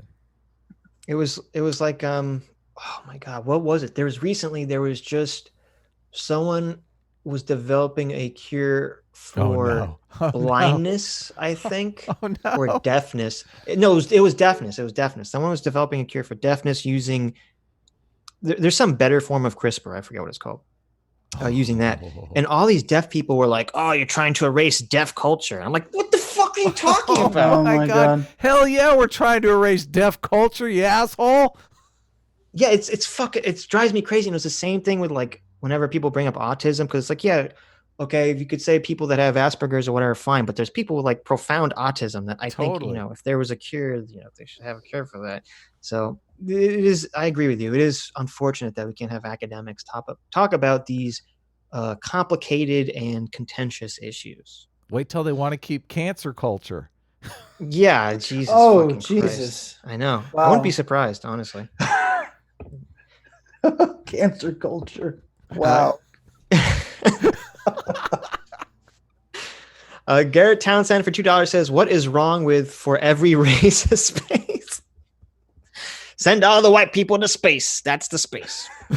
Oh my God. Okay, so to answer the question seriously, I mean, again, you have to look at America is the strongest, bestest country in the whole world, and they threw away that idea of every race is a space. And it's funny because, like as I said earlier in the stream, the only reason people view America as having this historic white majority is because after so many years of allowing white European immigrants into our country, the culture changed to include those people as Americans when originally they didn't include them as Americans. Well, I mean, if you want to steel man the other side, it would be that white people are people of European descent generally, So was America made up of, Irish, Scottish, Norwegian, whatever? Yeah, but they would classify that as the white race, just like, everyone. Well, but the problem is that they make this assumption that because there's some sort of unifying white culture that allows people to get along with each other better. And this is totally ignorant of history. When you look at Europe was embroiled in war after war for its entire existence of modern history. Europeans were murdering each other viciously for thousands of years. And the only reason that recently Europeans have gotten along was because World War II was so bad that afterwards they said, you know what? We have to prevent ourselves from destroying ourselves as a continent. So we're going to forcibly intertwine all of our economies together. Well, it's funny because it's kind of the same. It's not exactly the same, but there are some similarities to what the intersectionalists are doing right now, which is just grouping together on the basis of perceived oppression. Yes. Yeah, perceived oppression, and then American whites who fall into rather diverse ethnic categories are just kind of uniting under the banner of white. Yeah, no, that's a great point. It is the same strategy almost. So that's why I have the problem with the idea of every race of space is because first of all, it's not even about race. It's about country of origin, and it's only about race now because because of the current snapshot of history has kind of coincidentally worked out that way, even though it didn't for thousands and thousands of years of human history. Right. Kevin Duggan for 499 says, has nothing to do with culture. Globalists trying to create famine and demands for goods. Yeah, I'm a capitalist. I'm not in favor of, unregulated capitalism, but I don't believe in any of these globalist conspiracies my problem is with all this is that I feel that most people are so stupid. I can't imagine that there's some sort of intentional conspiracy going on. I think there's just a lot of people acting with their own horrible self-interest that creates a lot of harm. So I don't know if that's what you mean when you say globalist, or I don't know if you're implying that there's some sort of intention behind all this stuff. And everyone I know that's rich is in a dick measuring contest with other rich people. Like, I can't imagine them cooperating. They all hate each other. Yeah. So, I mean, that's a huge barrier. Right. I mean, I don't know if you disagree with that, John. I know you like more of the conspiratorial stuff. Well, what was the question again? What did it say? He said, you're reading the chat, aren't you, John? Dude, I'm all up in the chat, man. I'm like, wait, hold on. We caught you. He said, Kevin Duggan says, has nothing to do with culture. Globalists trying to create famine and demands for goods. Okay, so that's the kind of global. Well, look. When it comes to that, I used to think exactly like Sitch does which is basically most people are good. This is just, good intentions gone awry, right? Well, I'm not even saying good intentions. I'm saying bad intentions gone awry. Right. Well, this is going to sound really weird, but this is probably one of my more strange adoptions. But once you grant that UFOs are totally real and legitimate, and that there is a technology that exists that surpasses any of our understanding of current physics, and then you grant, and I don't know how you wouldn't grant that given the amount of evidence, but and then you grant that there's always this veil of secrecy, there's a pattern of secrecy around it. Well, that opens up a giant fucking door of conspiracy, and there very well could be a kind of elite. We don't even know whether or not they'd be human, but they could be influencing us in a, like, dude, do you ever really think about the fact that there's fluoride in your water? I sent you a DM. I don't like fluoride. It's funny because my doctor actually, it was very against a lot of the metal consumption that we get in our daily lives. So he's all about water filters and stuff. And then apparently, it's funny because my dentist too, he said that there's actually no, they've done studies. There's no real benefit to fluoride for your teeth whatsoever. Really? It's totally fabricated. I did the no fluoride thing for a while, and my teeth totally started falling apart. Really? Yeah. Wow. So I've actually done that test. Wait, what do you mean when you did no fluoride? You mean you just didn't use fluoride toothpaste or something? My teeth started hurting, and I started getting more like cavities. No, but I mean, like, what were you doing to not be? I got non-fluoride non-fluorinated toothpaste, and I just avoided fluoride. Like you maybe can do it. Maybe you just got a shitty toothpaste though. Yeah. But, oh my God. Okay.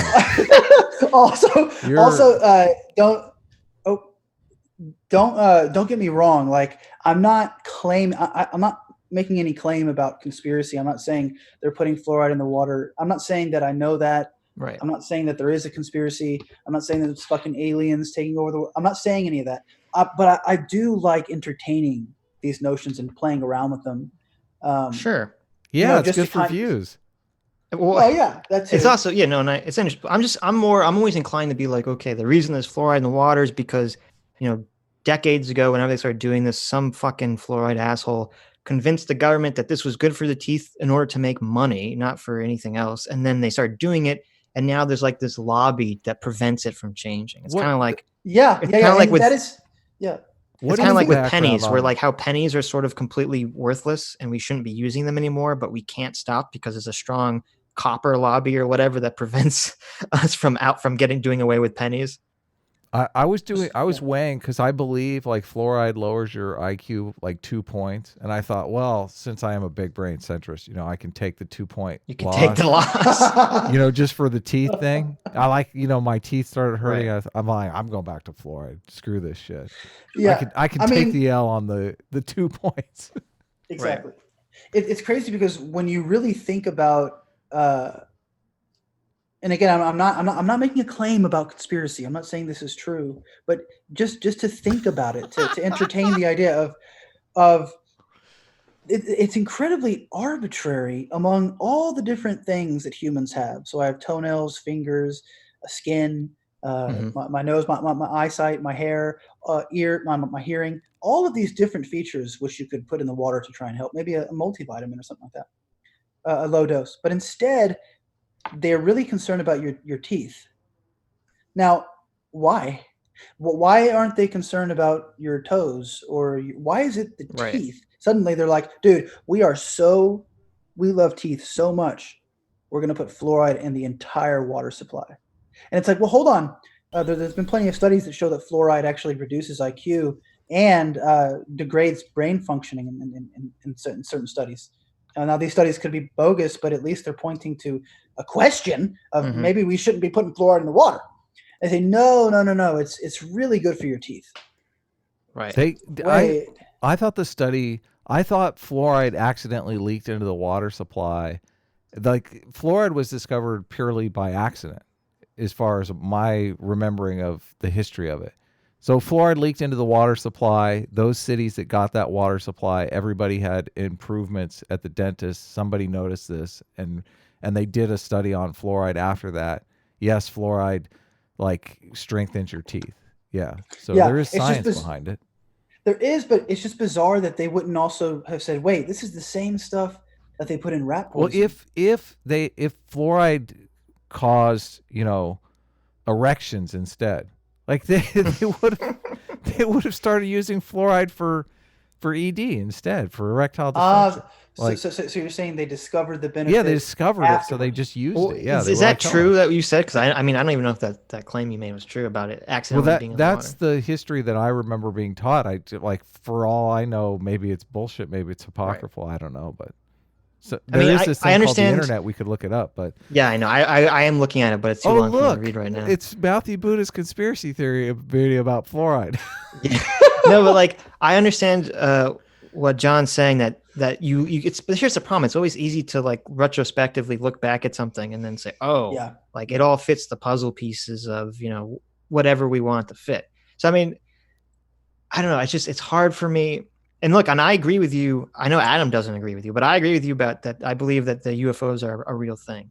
Nice. Adam doesn't. He's a complete skeptic. I believe UFOs are real. I just think there's I think they're testing other technology. You don't think they're aliens? I don't think they're aliens, no. Okay. You think it's secret government technology? Like I believe that they're probably UFOs or probably aliens. I don't think that the government has a warehouse of. What is so funny about that, Brendan? Just We've talked about this before. He just likes to mock me. That's the thing. Yeah. But, dude, the stigma surrounding this is absolutely insane. I know. I get it. I totally get it. I just think Sitch is the logical one. So it's kind of funny when. Well, you have to. Okay. But here's where my culture comes in too. Because it's funny because my parents are like really big onto the ancient alien shit for some reason. Like their honeymoon was in. Their honeymoon was in, I don't know, wherever it is in Central America where they have some of this weird ancient alien crap. So that like I kind of was raised on like Chariots of the Gods and all this stuff, so it's like infected me. But no, so I mean, look, I think there's probably aliens. I think there's probably UFOs. I don't think that there's government warehouses full of this technology. I don't think that the aliens have made any sort of contact with our government and are working with them in any fashion whatsoever. So that's where I draw the line. I really do too. I think that like I made a video on Bob Lazar. And I didn't really give too much of my own opinion. I kind of did the same thing I did with the JQ video, like Steelman both sides. Right. But I don't, dude, Bob Lazar's story, I don't really believe it. I think it's very bizarre when you actually, it almost gets more fascinating once you realize he's probably lying. Yeah. Yeah, because he's just lying to everybody like constantly. It's like, what the, this guy's weird, But I think I like, because in order for me to say, oh no, there's no such thing as advanced technology that moves, and like I would have to say everyone in the Nimitz incident, which includes a general, multiple pilots, a commander, multiple radar technicians, that I would have to say, and this is just one incident, there are so many others, including the Phoenix flights. You get over 1,000 witnesses. So I would have to say that all of them are, like when they say they saw an object move in ways that defied physics, that it changed their life forever, they're either delusional or they're lying, even though they've corroborated each other's accounts, right? And we have video and we have radar. I would have to say all of that. I would have to pull a Mick West. All of that is just BS. They saw something they thought they did, but they didn't. Mm-hmm. So I think that's like, no way, that's not even being skeptical. Like I'm actually like, when you look at the skeptics, they're just like, it was flares like every time. Right. Wait, well, that actually. I've talked to some about this, and basically they're operating from the idea that so far we don't believe that faster than light travel is possible. So therefore, that's the most reasonable explanation that you're working from. So everything else has to be rationalized away or justified away, which I don't agree with, but that's where they're coming from. Yeah, and it is very understandable because that's their current scientific paradigm. Even though, like, science is beautiful, but it's like science is really like, hey, 100 years ago we thought we knew all this stuff. Right. But exactly. we were actually wrong about quite a lot of that. And then 100 years from now, there's no telling what we're going to, oh, actually all that was wrong. Here's what we know now, you know? Right. So, and we don't even know if that's improving upon itself in any real sense, because that's the argument a lot of scientists will make. No, we're always going in the right direction. So I actually do kind of like the postmodern critique of science. Hold on. I like it, again, just to entertain, to go after something as powerful as science and the scientific method. I do like some of the postmodern critiques of science. It's good to not be egotistical and assume that we know everything. That's where it's good. People want you to read the Streamlabs. New Renaissance wants you to read the Streamlabs. There's like I'll go through some of the Streamlabs. There's like a million. Paradox has always given us so much money. Paradox for $3 says, my take, this isn't even about Brooks. We all got played by one species who cherry-picked Brooks to prove there are no false positives in cancel culture debate. I know. Wow. Okay. Paradox says, one species and Caleb are part of the communist pipeline. They get away with that for some reason. I don't think Caleb is communist, to my knowledge. And actually, listening to the stream with him and one species was kind of interesting, because I felt like Caleb was kind of pushing back on some of the things one said. I don't know if one's still in chat, yes.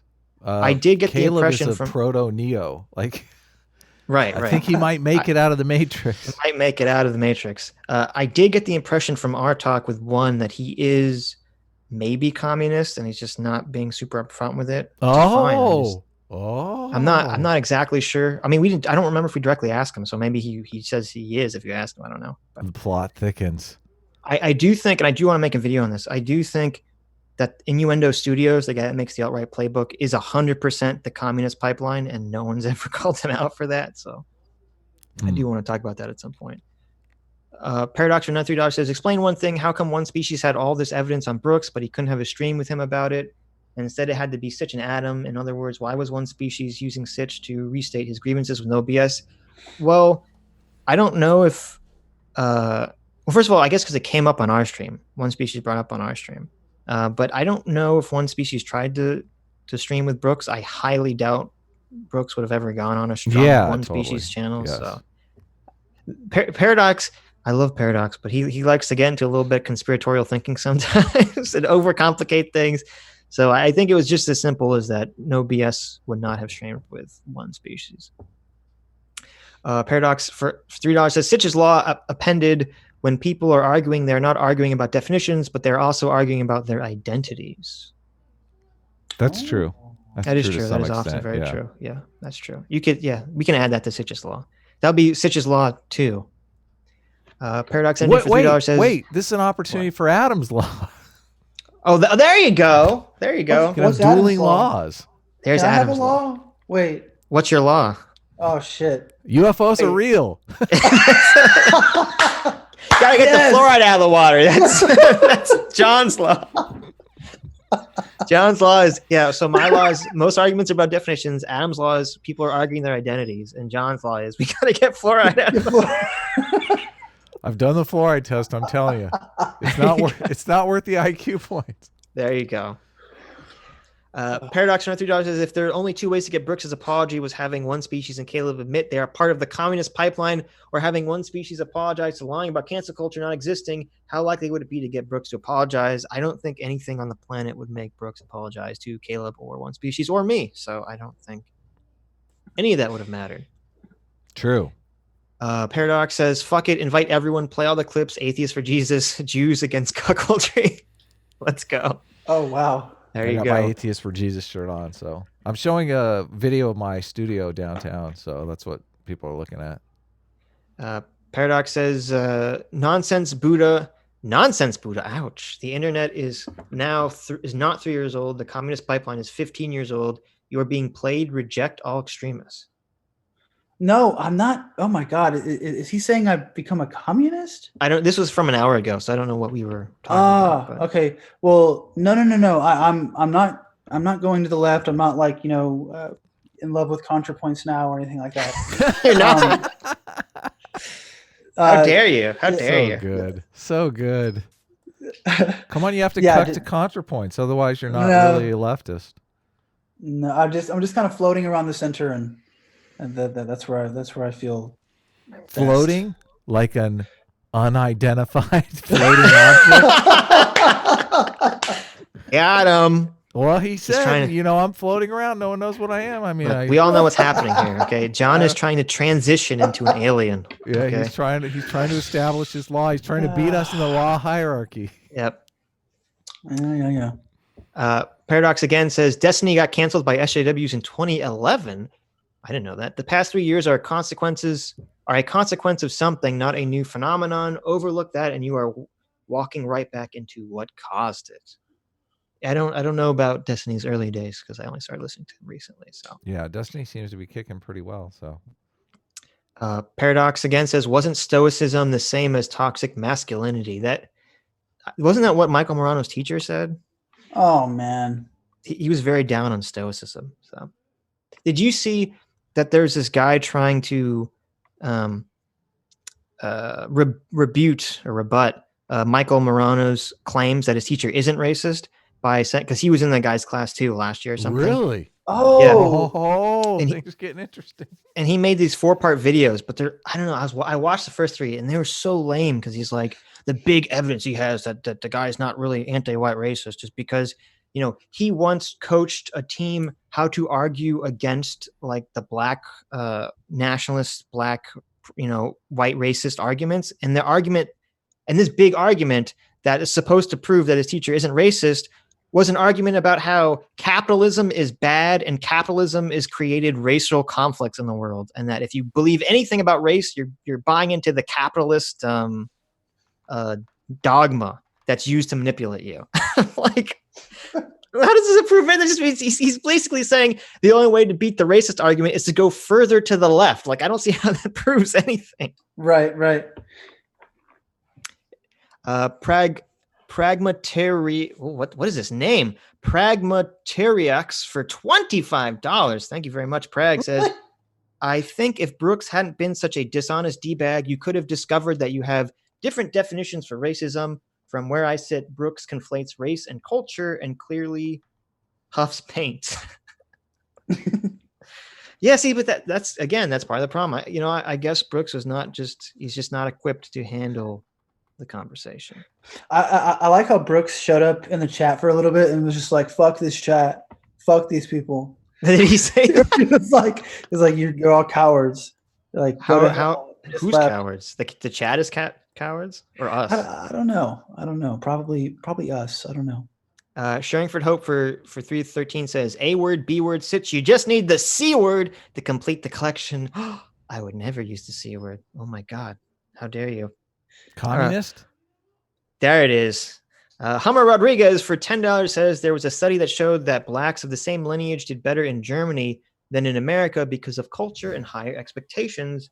Yeah, I have some vague recollection of someone mentioning that study. So, Paradox Engine for $3 says maybe you could ask Hazley News Network, who is Jewish and supports Israel, why he supports Fuentes.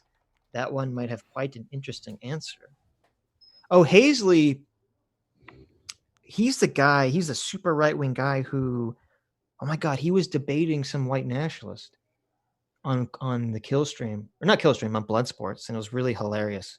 It was like Baked Alaska or something. He like outright wing Baked Alaska while being a pro-Israel Jew. So, but that's weird if he supports Nick Fuentes. I don't know. That's very strange to me. CT says cancer culture. You mean YouTube? Basically. Yeah. Shit. Paradox for $3 says all the alien stuff revealed recently comes from Tom DeLonge and John Podesta in before accidental backflip from my bunk bed into a toilet paper noose.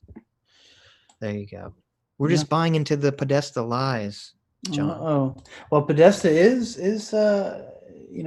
he's involved deeply with To the Stars Academy, which is this kind of new faction that's trying to disclose. But I mean, it's been around since the 40s. So, right, but they're trying to. I'm trying to remember. Did you make a video about them, or did Armored Skeptic make a video about them, or you both made a video about them? Yeah, both of us. And yeah. No, but they trying to figure out about aliens, but the claim is that they're really counterintelligence or something. Well, they're Elizondo is CIA. He used to be a spy, And then Jim Simivan is CIA. He also used to be a spy. Then they have Steve Justice, who is the former head of Lockheed Martin, Skunk Works, which makes all kinds of exotic technologies, top secret stuff. And then they have like 3 other people who are in the NSA and CIA, and they're all coming forward and like the UFOs are totally legit, and we've got to do disclosure, and we're trying to get the government. And since then, they've actually had top secret meetings with Congress, right? And so we're just waiting. So that sounds like a good thing, not a bad thing. Yeah. I mean, if you want to get conspiratorial about it, you can be like, "Oh my God, they're trying to subvert." Yeah, I thought that was I thought there was some big conspiracy about it or something. Right. I mean, it could be viewed that way, but it's also probably not a big deal. Pro aliens on this stream, except for Adam. He's just boring. I don't know. Maybe you find. I don't know if you. I think this is interesting. Why are you calling me boring? Come on, because you're not pro aliens. You're not pro aliens. You got to be pro aliens. But I have a painting up in my studio. It's a alien, a xenomorph, taking a huge bong rip before they do the alien invasion. So he's got the little tongue with the mouth on it that comes out. Right. It like goes down into the bong. It's like in the smoke cloud. And really quick, speaking of conspiracy, do y'all both how are y'all with the Epstein killed himself? Epstein didn't kill himself. Yeah, I was gonna say we could talk a little bit about that. We could talk about the impeachment hearings. I don't Sitch, are you following that stuff? I know you have I am. A little TDS, so I thought it might be good to how dare you. It might be good to dip in. On the Epstein thing, I don't think someone killed him, but I think they were like, oh, here's like the rope, like you sure be ashamed something happened to you. Like it was one of those we're gonna give you the means to kill yourself, and everyone's just gonna turn around. That's what I think probably happened. Here's the rope. I'm gonna go take a nap. Yeah, I think it was one of those situations. Yeah. I mean, do you think he was straight out murdered or? Oh yeah, I think he was strangled. Mm-hmm. I mean, I haven't looked at. I know that there was some famous coroner guy that looked at it. I haven't read anything about that. So, and did you hear that Kevin Spacey's accuser died as well? What? I did, yeah, but that was a while ago, wasn't it? Yeah, it was a while ago. But because Spacey was about to get thrown in jail for abusing this little boy, but he died, so he's let off the hook. There was Matt Taibbi was on Joe Rogan yesterday, I think. And this was interesting. I didn't know this was true. Joe Rogan said that Eric Weinstein had talked to Jeffrey Epstein a long time ago, before any of this shit happened. Yeah, really? And that because they talked about whatever, or Eric was trying to talk to him about all the math stuff related to whatever Jeffrey was supposed to be doing on Wall Street, and Eric realized that Jeffrey Epstein didn't know anything that he was talking about, and that was a total fraud. So that would seem to play into the idea that he was really blackmailing rich people by getting them to sleep with people. So that was his whole thing. That was his shtick, yeah. Wow. So that's kind of interesting. We can talk about the Trump things at the end. I don't know if I want to get into that right now, but interesting. Yeah, fuck you. Josh for $10 says people seem to confuse that most unified components of American culture for white culture. I agree completely. The former stripping a lot of ethnic differences between whites in the 1900s. We need to integrate. Yeah, exactly.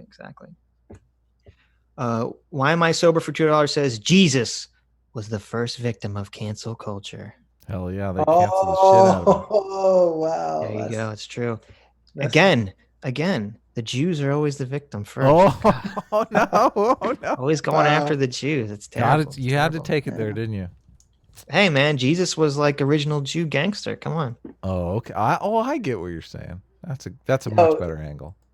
Speaking of Jesus, did y'all see that Jesus? Yeah. No. Kanye West was, Joel Osteen. Joel Osteen, he's a very, very famous pastor with massive church. Oh, I know you're talking about. Yeah. Yeah, he invited Kanye to come up and talk. Really? Holy shit! That's awesome. Yeah, that's hilarious. Yeah, Kanye's up in front of everybody, just doing his thing. Oh wow. That's so fun. I wonder if Kanye is going to renounce, because he said years ago, that if they wrote the Bible now, he would be in it. So I wonder if he's going to renounce that now as being like kind of sacrilegious. Oh my! Or maybe it makes sense because now he's found Jesus and he's like, I'm gonna bring about the enlightenment, everybody. Oh my god! Contrast for 10 Aussie bucks says, point of personal privilege. Ba weep grana weep ni bong. Thank you very much. Contrast says, no BS in one species in the chat. All you need is Beavis, Butthead, and Lindsay Ellis, and you'll have quite the rogues gallery. There you go. Yeah. Wow. Lindsay Ellis would never talk to. I don't think has she ever done any sort of stream with someone that disagreed with her about anything. Probably not. Yeah, she's blocked me preemptively. I think I'm not sure why, but yeah, I'd be surprised. Patrick Meredith 499 says you joke about the B word, but Dems in Massachusetts are literally trying to illegalize it for Be Damned. Yeah, I know. I saw it. That was crazy. Some people were trying to make it illegal to say bitch, or make it. I don't know if it was illegal or make it hate speech or something stupid. Wow, like you could get arrested for saying bitch. I don't know what the exact story was. Oh no.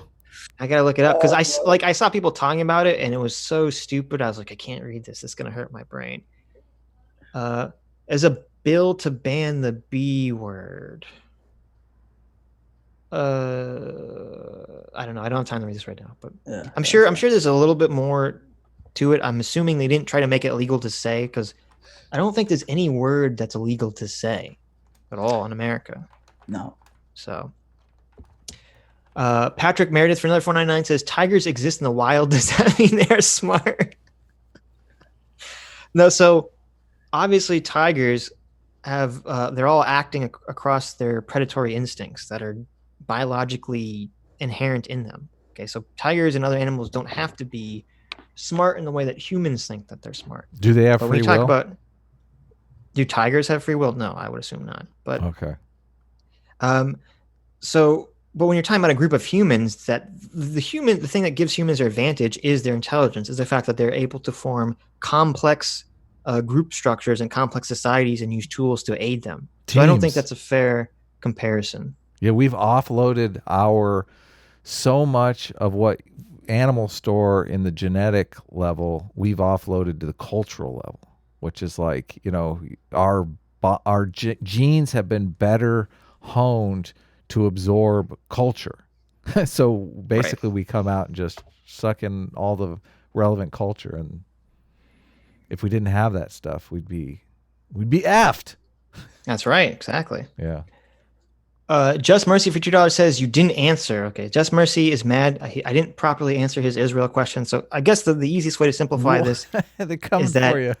Yeah, I know. If I wasn't Jewish, I would have the exact same opinion about Israel that I do right now. Sure. Well, that's you would. Right. So that's sorry. Because I'm an enlightened centrist with self-awareness and free will, Adam. Didn't you know Sitch has absolutely no bias whatsoever? I have absolutely no bias. No, but that's why I brought up the joke. I'm admitting my bias. But my position on Israel right now is that I believe Israel has a right to exist and should exist. However, I don't agree with the conservative elements of it, and I do believe that they need to have a two-state solution, and they need to pull all the settlers back, and blah blah blah blah blah. And we talked about this at length, etc. Well, we talked about this at length. One of the call-in streams, because we had someone call in who said that they were Israeli, so we talked about this at length. I do remember. So, if you want to hear me talk about Israel, you can find their second call-in stream. You're forced to have this position just because you're Jewish. Like me, I think, I don't think about it. Who cares? Whatever. Well, I'm not forced because none of my business. I could easily say it's none of my business. I find it. Yeah, sure. I mean, I could say, well, interesting. I mean, because again, I don't practice Judaism in any way, right? So I don't care. But no, I do think it's interesting. Because what have I said is that people take this snapshot of now and they assume that Israel's history is just always gone back, which obviously is not the case. Right. Yeah. And part of the thing that bothers me about Israel is it's like almost impossible to find. The reason I haven't done a long video on it is because it's almost impossible to find non-biased information about the history and formation of Israel. Everything is directed in one pro-Israel or anti-Israel. Right. So. Yeah. So totally polarized. Right. Jonathan Stoffel 499 says, I've been tangentially involved with death culture. They can get vicious to nonconformers. The alt-right wishes they could be so exclusive. Yeah, no, it's funny. My mom was a speech pathologist, and she said the same thing. She said lots of people who are deaf are very against cochlear implants, and they're very against teaching deaf children to lip read. And to me, since I always try to view things pragmatically. I'm like, this is the dumbest fucking thing I've ever heard in my life. Obviously you should get a cochlear implant if you can. And obviously you should teach deaf children to lip read, because 99% of the population out there isn't going to know sign language. So you're only hurting them by not doing these things. Yeah, exactly. But unfortunately, people develop these psychological conflicts where they transform their weaknesses into strengths, which is fine, but then it gets overboard. So yeah. Why Am I Sober for $2 says drugs are mods that the stimulation can't handle. There you go. That's how we're going to find the aliens, with drugs.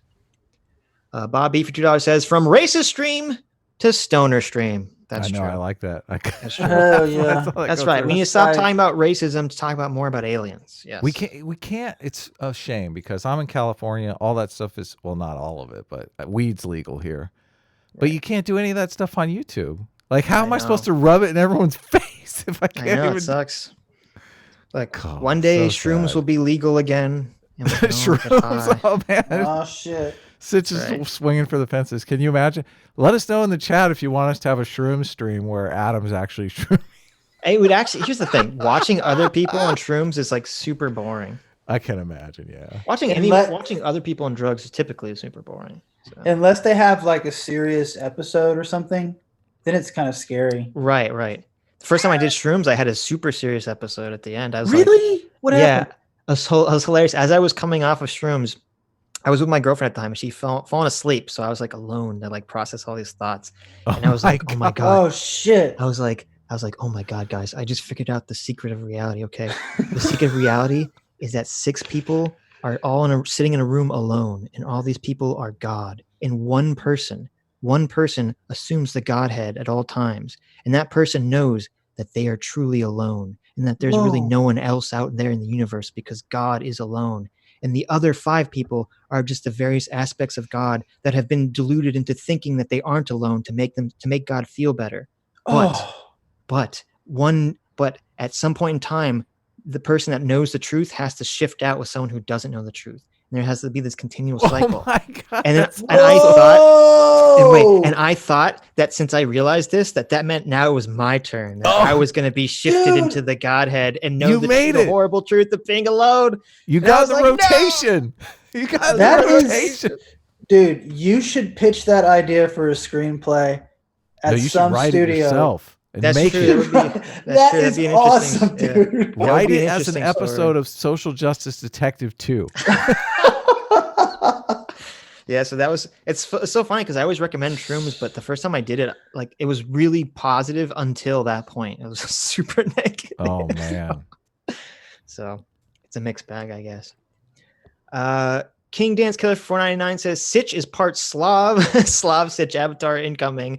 Also Adam and the cancel culture home was a banger. Love you both, my 2 dads.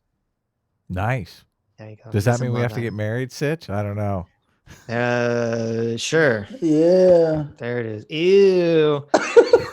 That's true, everyone. Are Russian Slavs, or is that only like Romanians? I don't know. I don't know all the terms.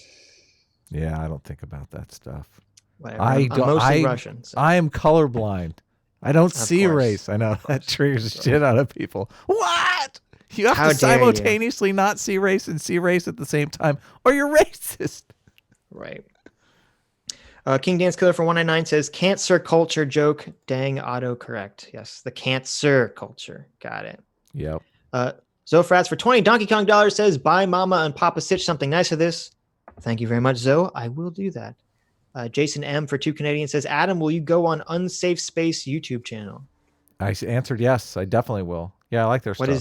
What is the Unsafe Space? They seem to be like centrists, IDW types. Cool. Is this a new channel? I've never heard of this. Yeah, relatively new. I think it's pretty small. You can check it out. Okay. Please do. What's it called? I should give Reed Nice Wonder a shout out too, because Reed's a super cool cat. He's one of my oldest, let's call him YouTube friends. You know, I met him on YouTube.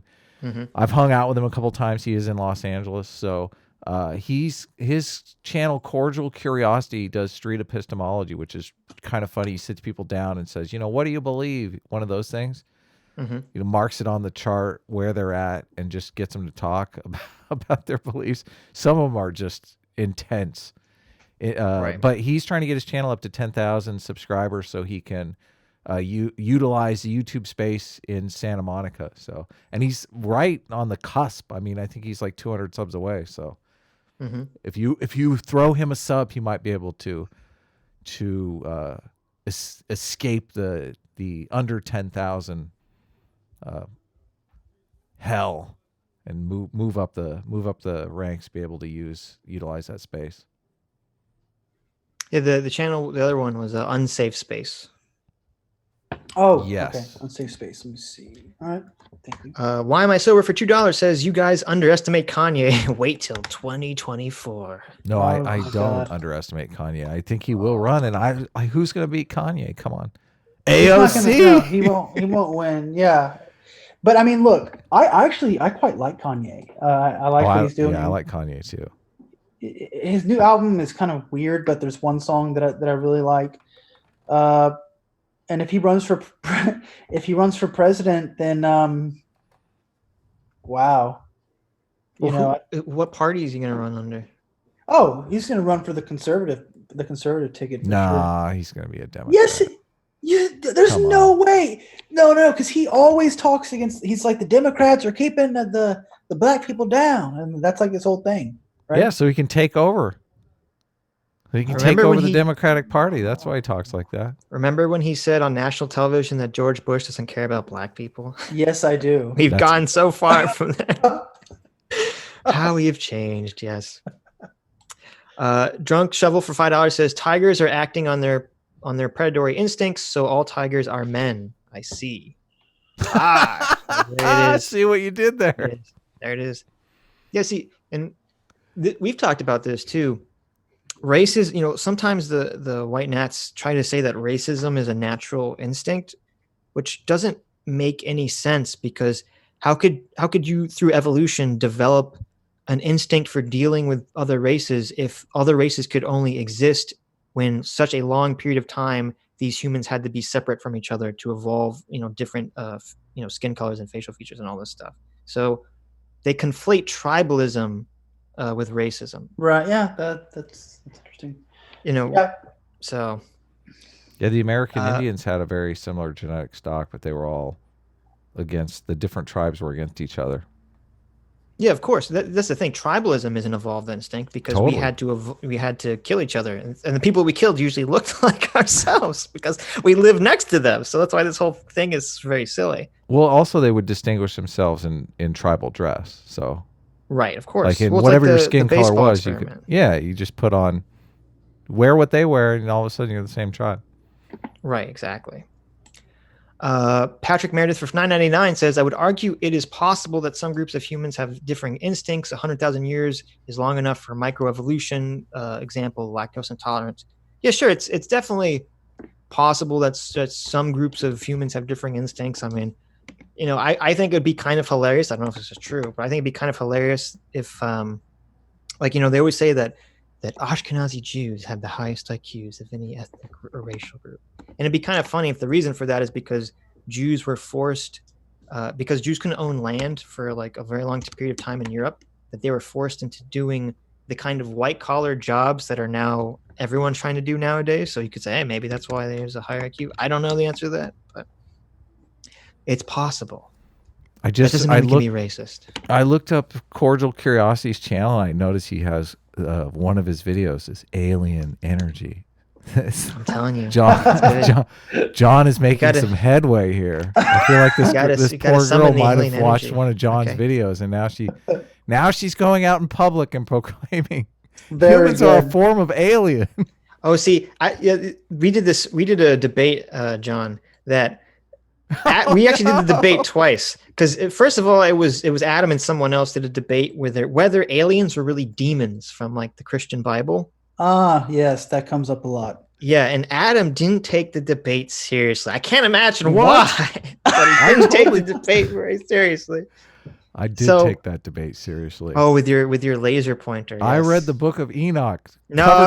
So, no. So I said, fuck this. I want to debate these guys for real. And I read the Book of Enoch. I read the source material, and I debated them for realsies. Yes. But how dumb their point was. Did you arise victorious? Hell yeah, we destroyed them. They ran away. The one guy ran off with his tail between his legs.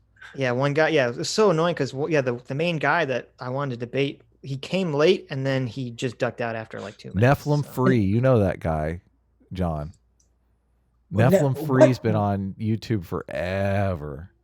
But what basis does he have to say that they're demons? Well, he just pulled it out of his ass. No. It's the dumbest basis ever. This is the problem. His central argument, this is what I kept asking. His central argument, and their central argument, is because aliens were not described in the Bible, therefore they have to be demons. That's the central logic. Oh my God, that's his lie. Wow. So I said in the debate, I said germs aren't mentioned in the Bible, and yet we know germs exist. So then they go into this very dishonest thing where like, oh well, they had like kosher laws. I'm like, no. Nothing in there says anything about germs. It just says you just say that the germs are demons too. That was my point. I said if it was like, I don't know, whoever developed germ theory, I don't know when that was, but if the first guy looked in the microscope and saw germs for the first time, they would say, oh, well, that's not in the Bible, so those must be tiny demons that are making you sick. That's actually what they believed. What I know, demons did cause sickness. I know. It's so, that's why I get so crazy when they had that quote from Scalia, saying that like, oh, the devil used to possess people back in the days, but now he doesn't because he's camera shy. Holy cow, they totally caught him. Yeah, it's like, oh, it's so stupid. Do you feel bad, John? You've totally influenced this poor girl. Now she believes humans are. Oh, not at all. Well, I mean, she stumbled onto one of your videos. Now she's walking around the world. Totally alien conspiracy theorist, John. I will admit that some people take it to a place where the demon place. They do that a lot. Like I get comments from that a lot. They say, "Look, dude, I know exactly what these things are, and they're demons. They're evil demons." And you're just like, "What? Hold on! Like we have no idea. Like you could speculate, but what's so odd is they're like, no. This is what it is. Like a priori, Right. And it's just like, oh my goodness, that's weird. So you can really lose grip on reality fast if you're not careful with the UFO topic. Yeah, definitely. You should pair this with the mushrooms, and I think you got a winner.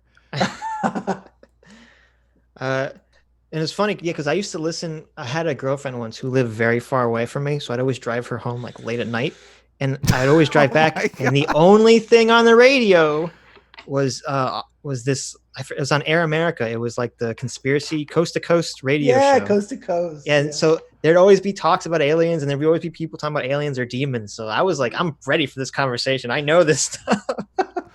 You're dropping your girlfriend off. You're like, honey, I gotta go. Ancient Aliens is on the radio. I gotta go. Aliens are on the radio. Yeah. Just Mercy for $5 says the question was you saying a Jew was religious, but you are a non-religious Jew. Stop strawmanning. Oh man, they are really coming at you for that. Yeah, really coming at me. God, let me reread the original question.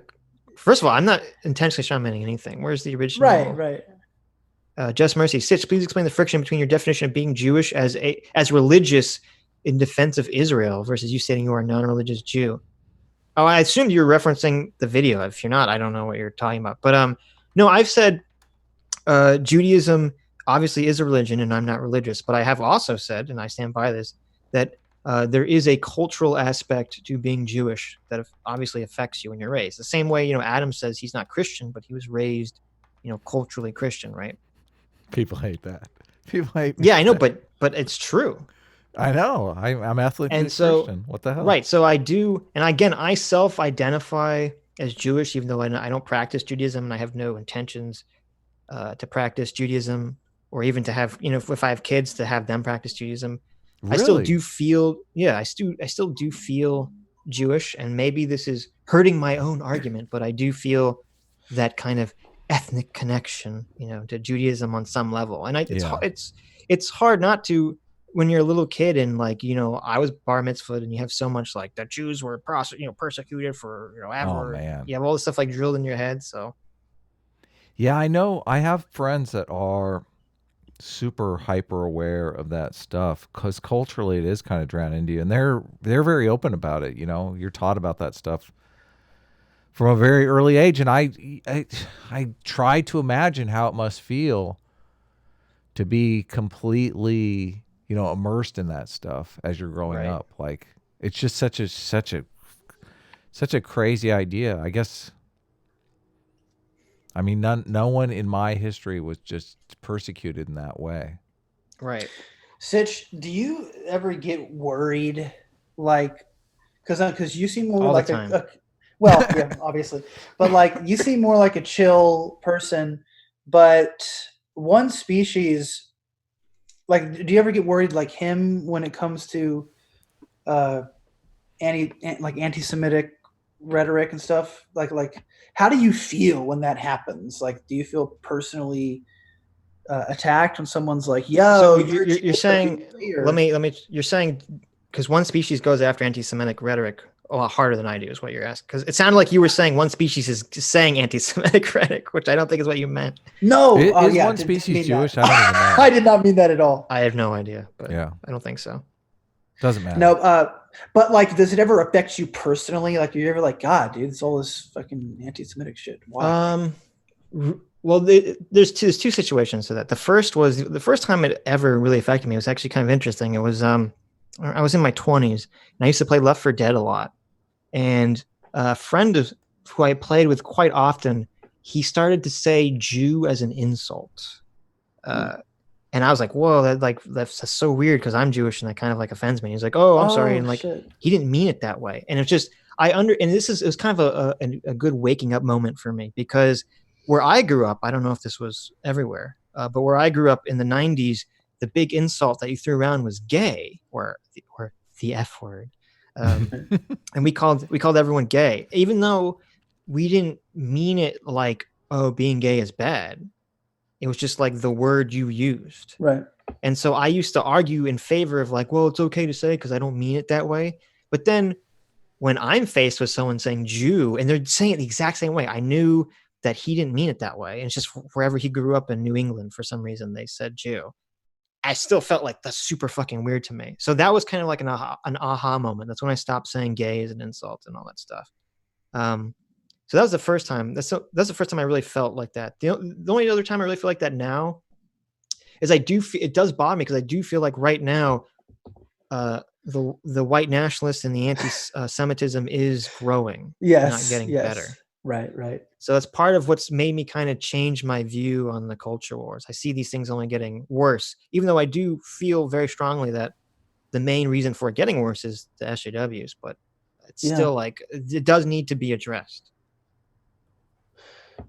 Yeah, because I do think about it, and I have other friends who are Jewish who DM me, and they're focusing on it too. It's just like, because it is a real. I don't like, and everyone who does it, I don't even think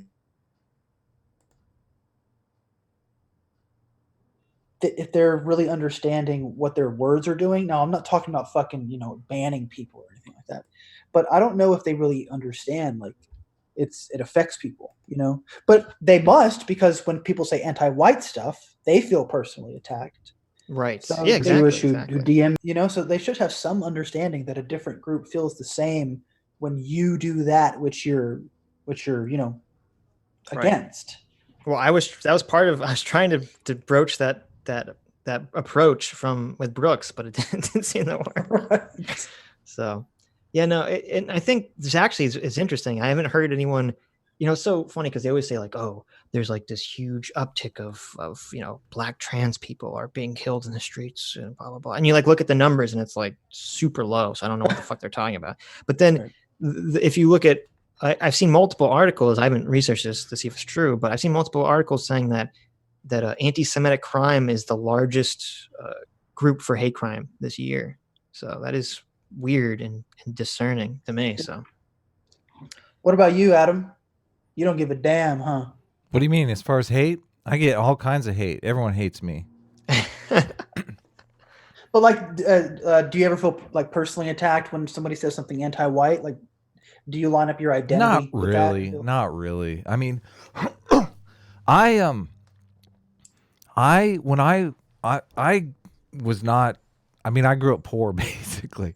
I went to a Catholic school when I was super young in Torrance, where I was like one of 4 white people in a school that was like all black.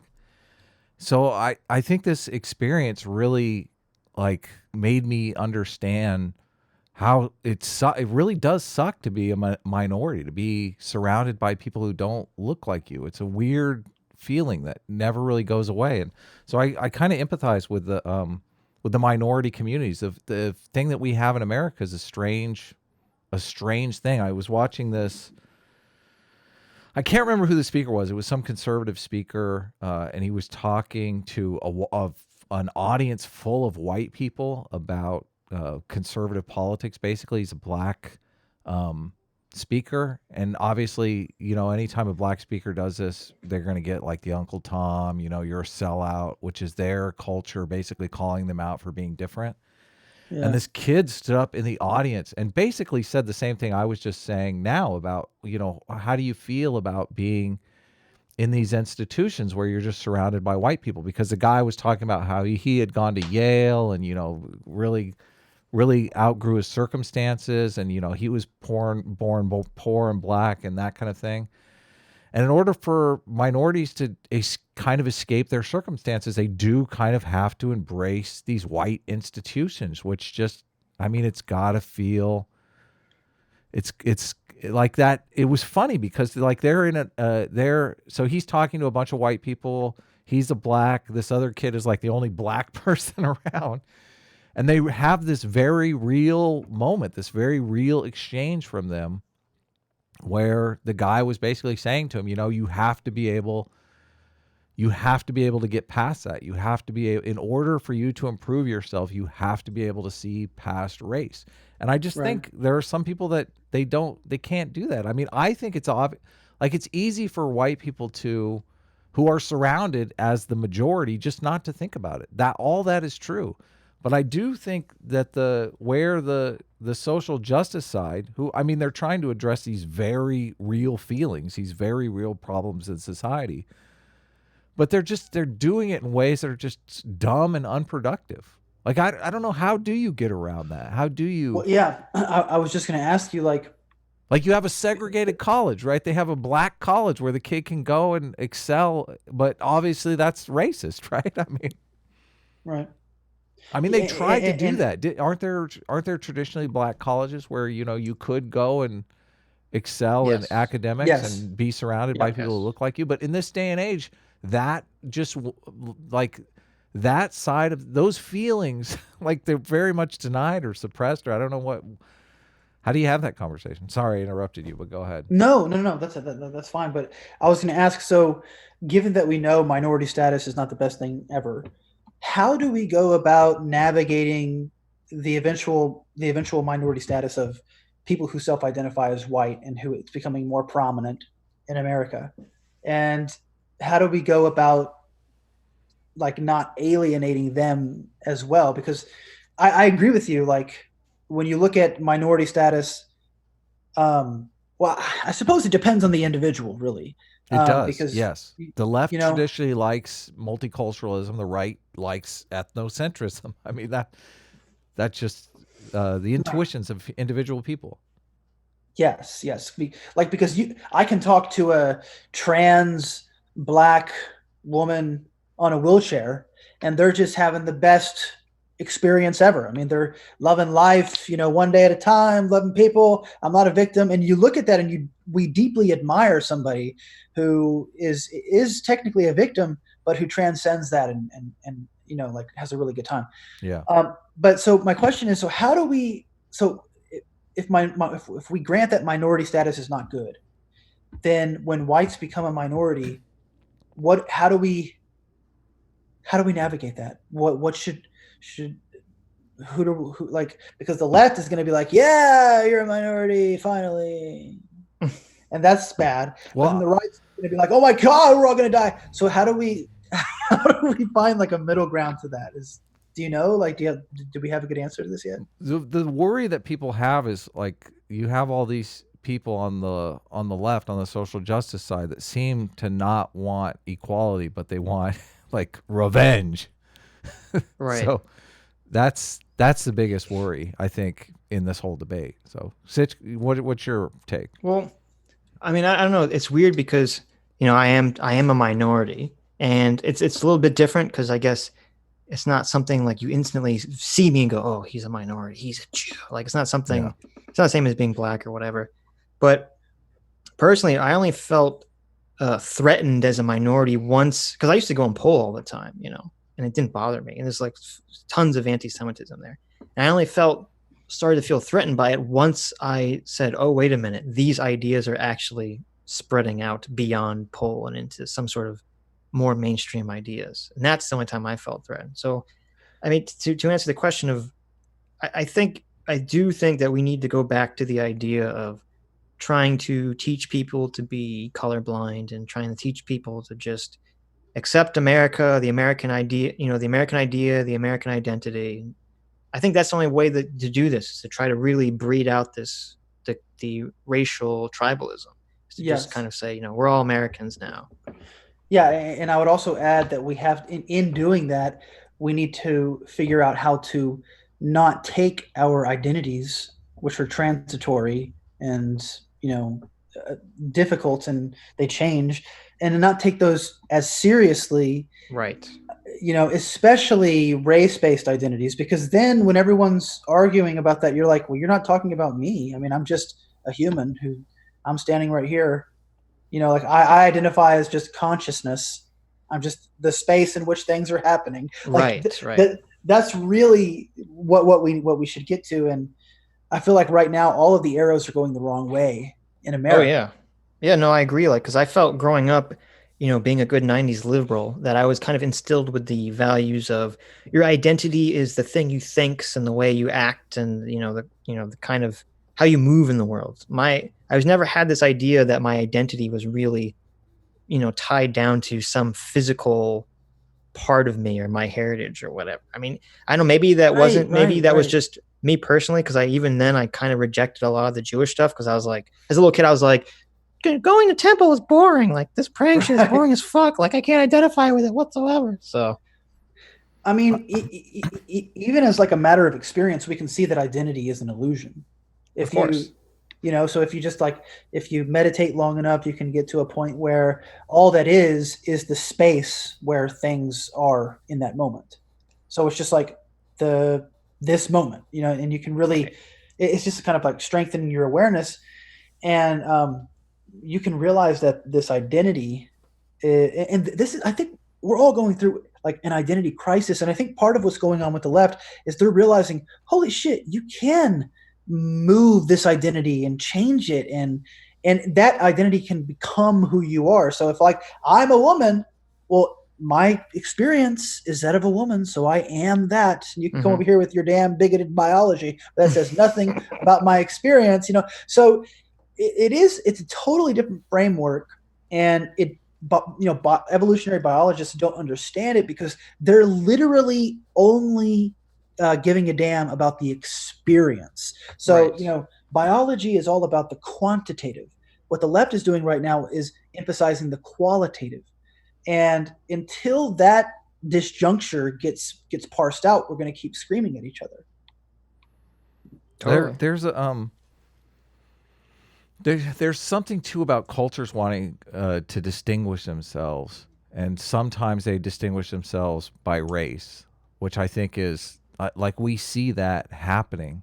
But something that really disturbs me on the social justice side is they're not only distinguishing themselves culturally via their race, like cultural studies, whatever you want. They're saying, this is black culture or Latino culture or whatever.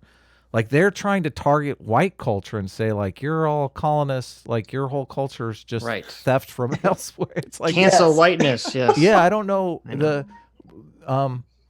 I don't even know, even when slavery existed, that whites were like distinguishing their culture in opposition to another culture. I mean, they still had, the European culture was European culture, even though there was a stain of slavery. I would assume that the same division existed back then. I mean, the Civil War was, Southern versus Northern, or city versus rural. Mm-hmm. Well, but I wonder if a lot of what I'm talking about the just minority status sucking is that one of the byproducts of being a minority is that you build this culture that is an oppositional culture. Like your culture is cohering on how the white man is keeping us down, and that becomes your culture, which is just a shitty way to be. Very toxic. Yes. Yeah. Right. Yeah, definitely. So I don't know how to get around that either. Well, here's the solution. You got to get all the racists to take shrooms. Yes. with the people they're racist against, and then they won't be racist anymore. We break into the fluoride plant and we replace the fluoride with psilocybin. Oh my God, genius.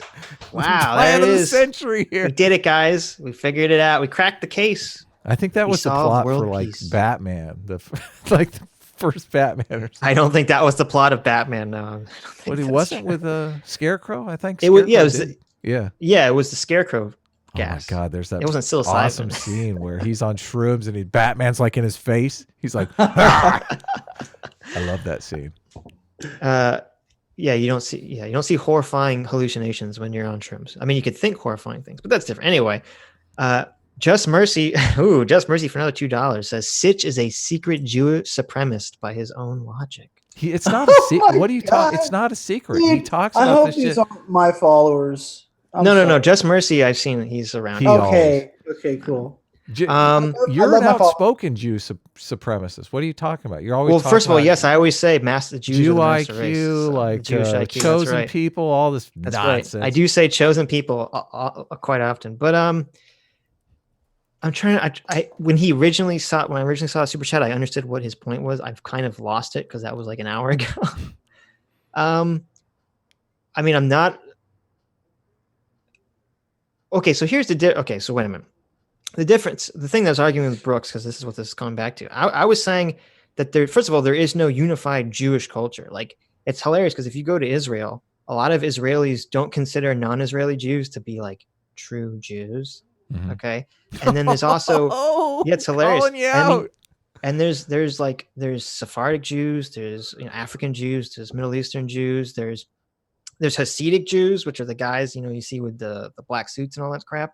There's Orthodox Jews, there's super liberal, SJW Jews. So there's not, if someone was to say that there's some unified Jewish culture, I would completely disagree with that. There isn't a unified Jewish culture whatsoever. So I'd say it's the same thing with white culture. There's no unified white culture. There's no unified Jewish culture. There's no unified Christian culture.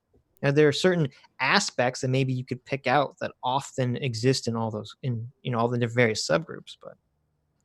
There is kind of a liberal, there is like a unified progressive culture and kind of a unified conservative culture. And I'd even say a unified right, but that's based culture. Around an ideology, though. That's not based around your identity. Based around the moral intuitions. Yeah, definitely. Right, yeah. But that makes sense because that's someone choosing to identify based on the moral intuitions, not based on some physical characteristic of, or their ancestry or something. The best teams, and people don't tend to conceptualize cultures as teams, but the best teams have all those players on it. I mean, think about it. You wouldn't have a football team that didn't have a good defense and a good offense. That's true. And really, conservatism is like a defense, and liberalism, I would say, is an offense.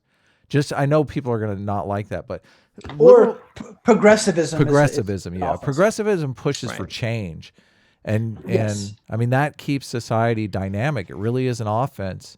And conservatives are always like, maybe that's a little too much. Maybe abolishing biological gender is a bridge too far. What the fuck?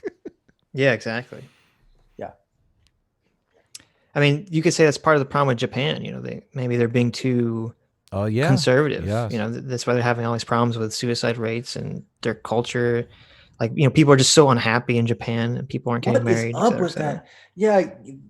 Why? Why are they all killing or why are they doing that? Like, well, I mean, I'm not Japanese. I've never been to Japan. So this is complete ass pull. This is my complete ignorant American take, but I would theorize, because I'm a big brain internet YouTuber, that maybe you get this kind of weird combination when you kind of combine the, Japanese so you guys are gonna with some of the more European white collar job culture. Maybe that kind of gives you this like negative downward spiral or something. Yeah. Who knows? A man in lunacy for $5 says, "Give Jim his effing money, Susan." Thank you very much. Yes, give Jim his effing. Damn Susan. Damn Susan. Kevin Duggan for $1.99 says, "Sitch is a Jewish supremacist confirmed." That's right. Chosen people. There you go. We are the chosen people. We are the smartest people, and we did create Jesus. So there you go. What haven't Jews done? We've done everything. We're the best. Just give it up. Just give it up. Lieutenant Amazul for $5 says, "Speaking of slurs, how do you feel about using the word shill more commonly?" Now, this is kind of funny because I thought this, and lots of people think that shill has something to do with Jews, but it actually has nothing to do. Really? Huh? The word shill has nothing to do with Jews or Judaism whatsoever. They think the SH from shekel is carrying over to the... You know what? You're right. Word. That's probably why, because they hear all SH words are stored in the same place in the brain, and it's so easy to think, oh yeah, that shekel word is right next to shill. Right. Yeah, shill. Now I don't know. Maybe I wouldn't be this conspiratorial or see this many dog whistles, but maybe someone can make the argument that people are using shill because they can't say shekel publicly. But I don't think that's the case. People use shill. I would say way too often. They do. Like if I make a video and it had this opinion in it, I'm a shill. Like right. Somebody paid me from, CNN or the government, and they said, "Look, Mouthy, you almost got 150,000 subs, man. Like the reach is just unbelievable. We're going to go ahead and give you some money." It's like, dude, I'm fucking tiny. Right. Exactly. Yeah. It is hilarious. The relative perspectives of people who they think, once you get to 100,000 subs, like the government or someone just calls you up and says, "Okay, now that you have 100,000 subs, you got to be part of the conspiracy or we're going to kill your family." You're like, "Oh, okay, sure. Yeah, definitely." It's funny how we all have a sense of humility about that stuff, but it is the thing that most people target us with all the time. Like they're always talking about, like, you're making these drama videos for the views. It's so annoying. Right. Yeah. Especially you, Adam. You're getting in all this trouble with Comicsgate stuff. It's not for views, though. I mean, that kind of stuff gets no views at all. I want to understand my position. I want to understand, like, it's interesting. It's interesting to me, but the stuff that tends to be interesting to me don't get the views. That's why I don't like. Exactly. I wish this stuff got views, but attacking me for something that's not actually happening just is infuriating. Right. And then I've seen, because they call you a shill, and calling someone a shill is just an easy way to dismiss someone's argument without having to address it. So. Well, and it has the bonus of making the audience a dupe because they're falling for something that's just that's motivated by money. Yeah, exactly. So it's a good one. It's a great one. It is a good one. Yeah. But you can all say shill to your heart's content. Nothing to do with Judaism. Yeah. Paxton Fairbanks for $5 says, "If only we could be more like American hero Thomas Sowell." Yeah. Do you like Thomas Sowell? Because you're like a smart dude. I've never heard anything he's ever done. I know what his positions sort of are, but I don't know enough about him. I read his book, Basic Economics, and man, that's a snooze fest and a half. You have to have some uppers to get through that book. Do economists typically write engaging, interesting books, or they're usually pretty boring, I would imagine? He wrote a book about, I can't remember what. I read one of his books. It's really good. I think it's his most recent book, but I can't remember what it's called, which is really good. Yeah. He got a ghostwriter. Maybe. I don't know. He brings the facts and evidence. I know you like that stuff. I'm more of a metaphorical truth kind of rub guy. Your facts and evidence all over. No, I will say like Guns, Germs, and Steel is very hard to get through because it's just facts and evidence, and you're just like, oh, slog, this book. Why Nations Fail is very similar to Guns, Germs, and Steel, but more entertaining, more story oriented. Yeah, better writing. One day I'll read it and I'll understand. Yeah. Solidaire for $5 says, hope you all doing well. Thank you very much, Solidaire. Drunken Shovel for another $5 says, read Teddy Roosevelt's 1916 St. Louis speech, America for Americans. It speaks to our needing a single American identity, regardless of origin. I agree 100%. Yeah, but you have the progressives kind of tearing down the American culture. So, dude, there's probably going to be some moment where a Martin Luther King figure or somebody comes in, and they're going to have to realize that the compassionate stance, actually, the modern far left right now is going to hate that. They don't like messages of we're all one, we're all in this together. Let's help each. They don't like that. They don't like that.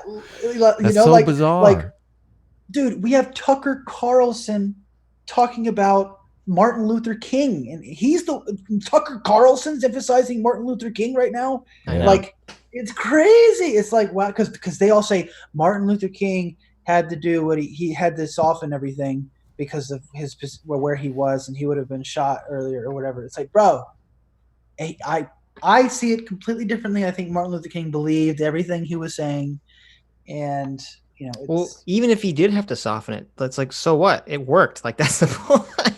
Yes. Like, that's the rhetoric that works. Yes. Yeah. So it's unfortunate. I think so much of it is what you were saying, Adam, that there's just this kind of like revenge idea. Like, now it's our time. Oh yeah. What do y'all think of Buttigieg? I think he's a very stereotypical politician who says very stereotypical things. Yeah. What about you, Adam?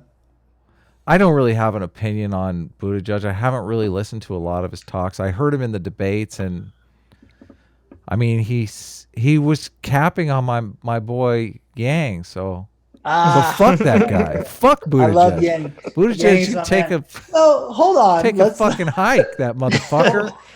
You're so homophobic, Adam. Jesus. This is homophobic. I didn't even know he was gay, so fuck you. Yeah, sure.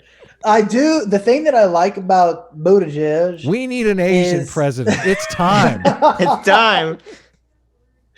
Dude, he's so smart and nuanced. And maybe it's just because I've been listening to Trump for almost 4 years, and Trump gets up there and he's like, hey, I got a lot of people. They like me. And then that's it, and you're like, whoa, shit. What did he say? You know what I'm saying? Right. So like listening to Buttigieg, like, really break down things in an incredibly nuanced manner.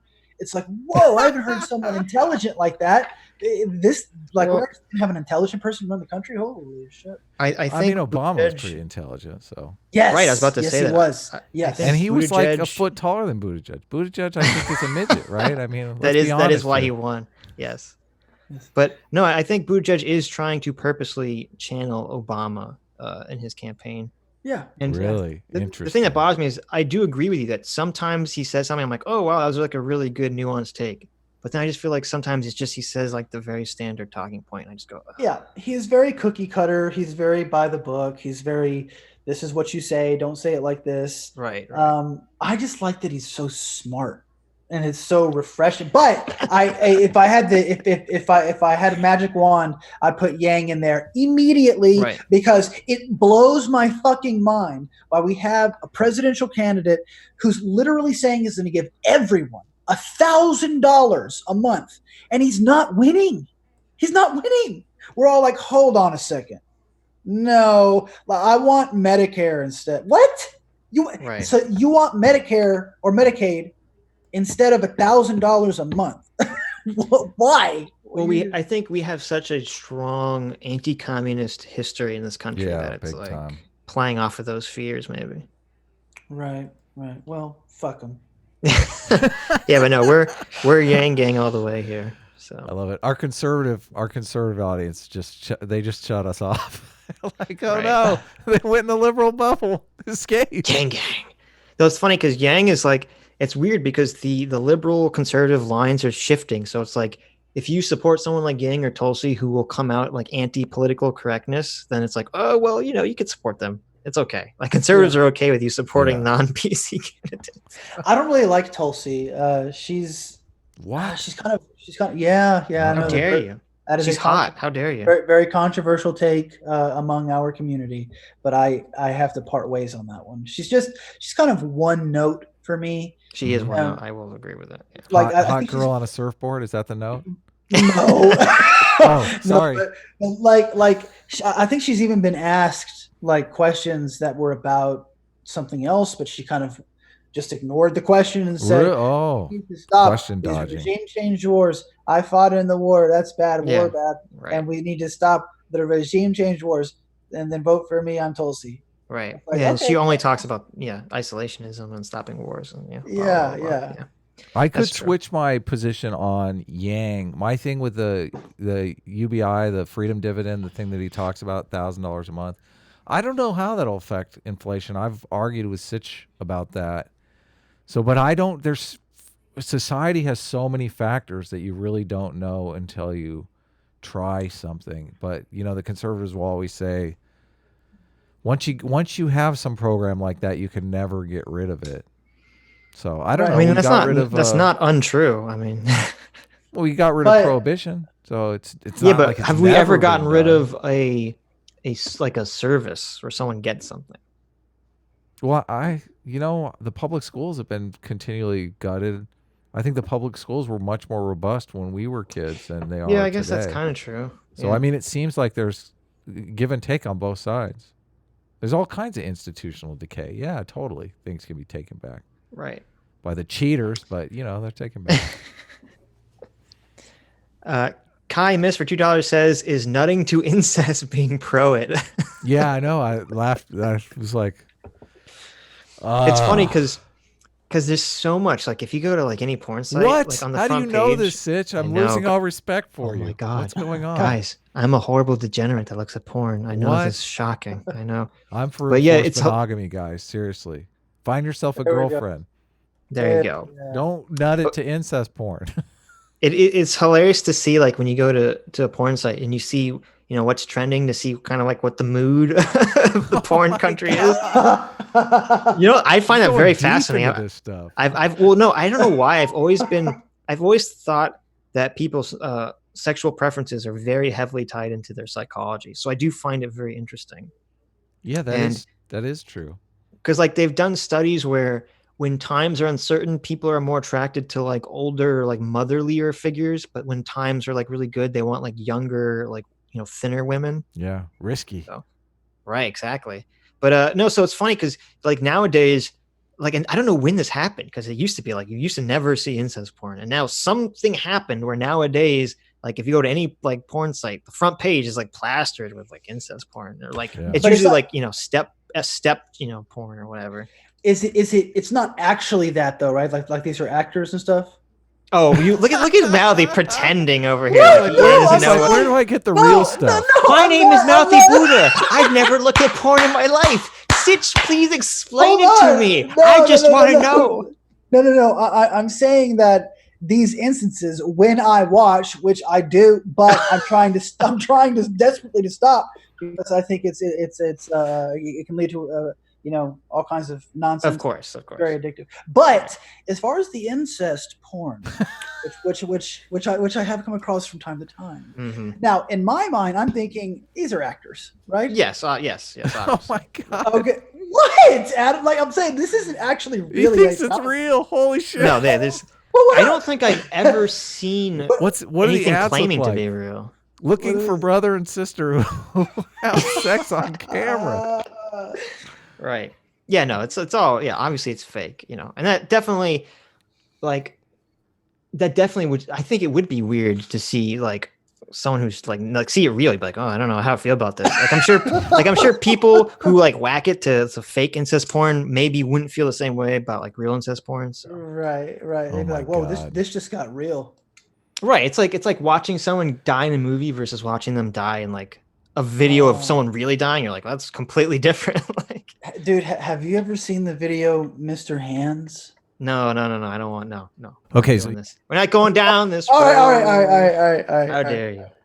All right, keep going. But no. So, but if NoBS wants to come on and debate incest, I guess that's fine. I don't think it'll be very short debate, but I don't think Brooks wants anything to do with you or me ever again. To be honest. Oh, I thought you said he wanted to debate me on incest.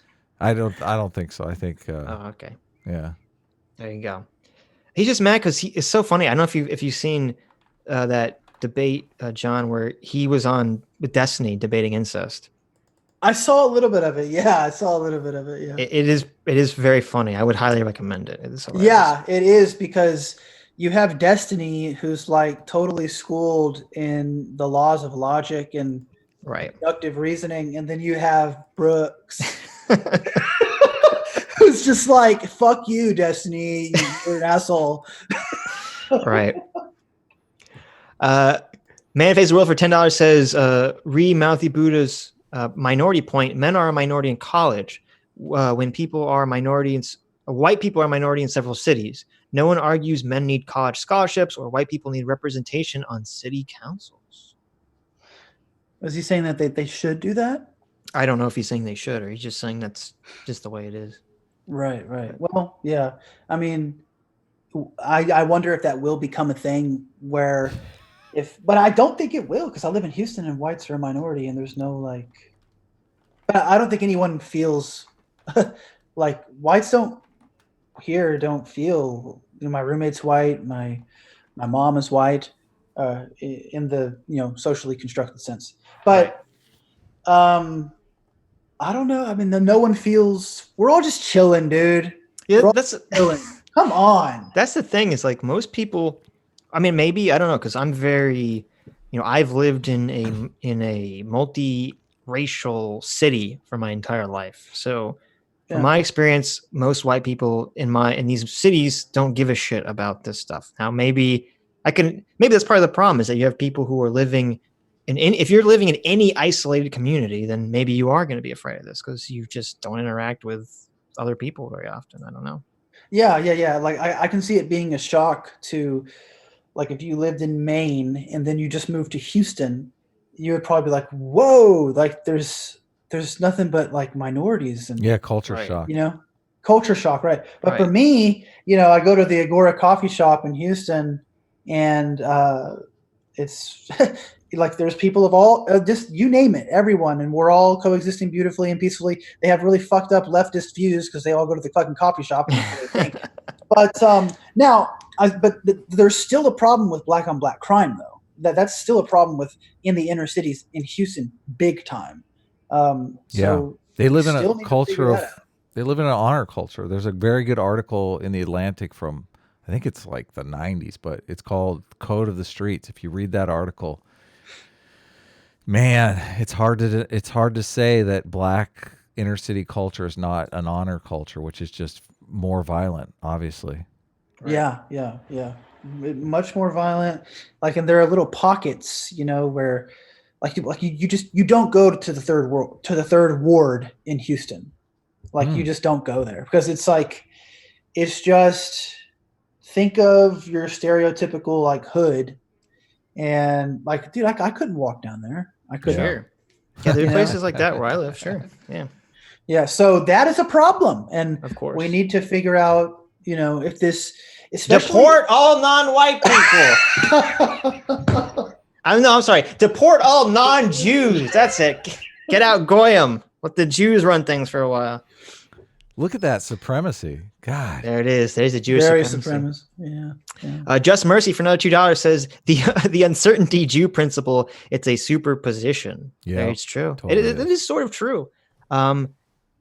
Jews are in a weird place because they are obviously white, or if you're Ashkenazi, you're white, because you're Russian or European or whatever. But then they are historically a minority in almost all situations. So they have like this weird, like, we're white, but we also have this like minority feeling all the time. So yeah. And I've always said Jews are Schrodinger's white people, because they're simultaneously white and not white at the same time, depending on who you ask. Schrodinger's cat. Adapted to that. Yeah. Mm-hmm. Drunk Shovel for $2 says, Tulsi's my girl. How very dare you? Yeah. Well, did you see the picture that she took showing the Illuminati triangle with her hands? Bro, I'm not kidding. What? I'm not kidding. What? I'm not kidding. I just want to see. I want to see John's search history just for like 5 minutes. Yo, I'm gonna DM both of you and show you this picture, literally, of Tulsi Gabbard right in front of the Capitol building, and she is pointing towards the camera. The triangle Illuminati symbol. With I see the picture. I see the picture. See it? What's this up is the with Illuminati. that, I didn't even know this was the Illuminati symbol. What's up with that? That's all I'm saying. Why did she do that? Why did she do that? Because I don't know. I didn't know this was an Illuminati symbol. I've seen people do this symbol before, so I don't know. I mean, shit, dude. Why would you do that? Maybe she didn't know it was an Illuminati symbol. Did you, bro? I mean, I use the Illuminati symbol all the time in my. I mean, it's literally in our video right now at this very moment.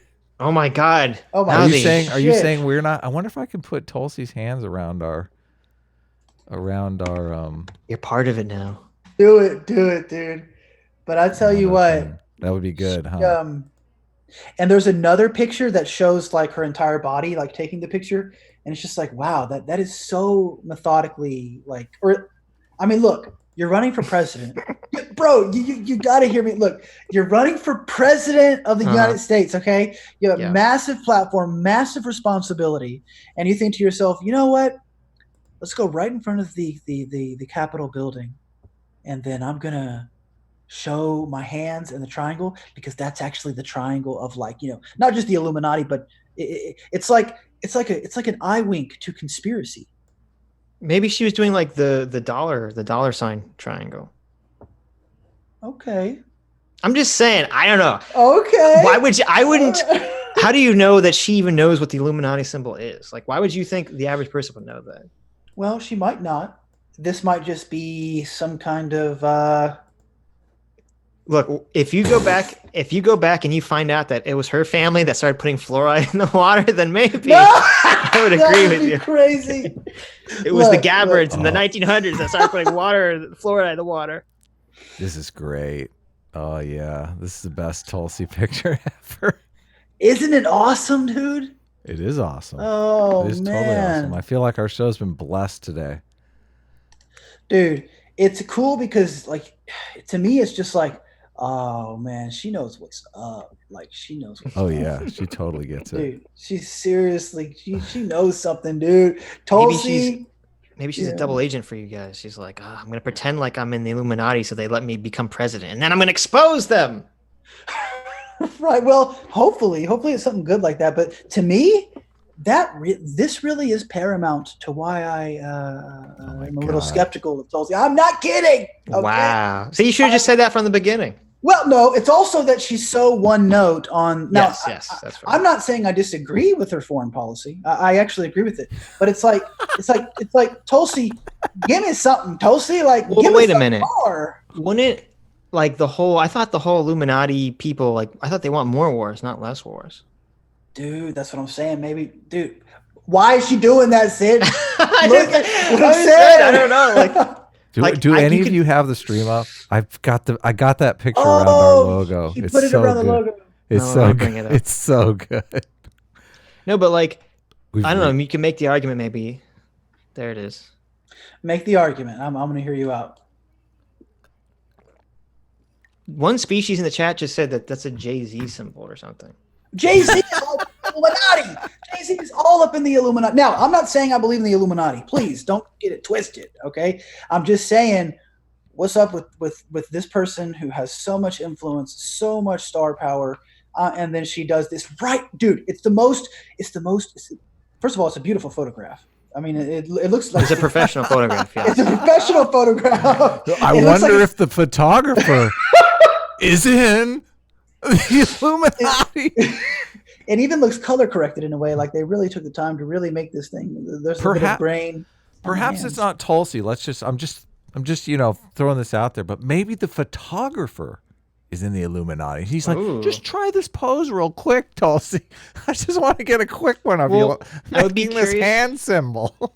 I'd be curious to see was there some context to this picture, or is it just like she just randomly posted this? Bro, no context at all. I looked for so long. And I was like, yes, no context. There's another image that shows her whole body, like taking the picture, and you can tell, wow, this was deeply orchestrated. I mean, at least in the sense of like, hey, let's go out in front of the Capitol building, and I'm going to make it. I know. This is good. This is good. This is next level, man. Well, you should DM Shoeonhead to ask Tulsi, because I'm sure she'll somehow have a connection. Say, Tulsi, why did you make the fucking Illuminati hand sign? Hey, I'll be right back, guys. Fuck you. Continue to talk without me. But in a genuine way, are you able to explain this in a way that leaves out any? Well, no, I mean, I can't look. Again, I'm in the percentage of people that didn't know what this symbol. I didn't even know this was an Illuminati hand symbol. So you just said this right now. So I would be like, oh, well, maybe she just didn't know. You know? Right. Well, Jesus. Well, that's very charitable. That is actually really charitable. So I'm usually very charitable. I'm usually very charitable with people. But there's like a million things. It was like with the Podesta emails with the spirit cooking shit. It's like, we don't know if that's like a joke that they just have like between each other. Like, oh, we just have this weird spirit cooking joke. And then you see like 5 emails and you just see this. And you're like, what the fuck? Like, that's super weird. Like, I don't know about that. You know, so that's kind of the problem. Cause it's like, if someone saw me and Adam's DMs, they'd be like, wow, these guys are racist, or like something, you know, these guys are very anti-Semitic, or, you know, like you could take someone's private messages and you see all sorts of weird shit. Cause you don't know what kind of jokes they make, you know, with each other. I mean, dude, this is exactly how I started this out, which was, you know, we need to always be charitable and stuff. Right. I will say though, that when it comes to Podesta, I mean, have you read the emails? I read them when they came out, which was years ago. So I don't remember. I remember I read them and I saw that he collects that weird art by that guy that was abused as a child. Yep. Who draws those really weird, disturbing pictures. I can read you. Here's one of the emails. Oh my God! You had them. You had them all lined up. He had a bookmarked like Podesta emails. He was ready.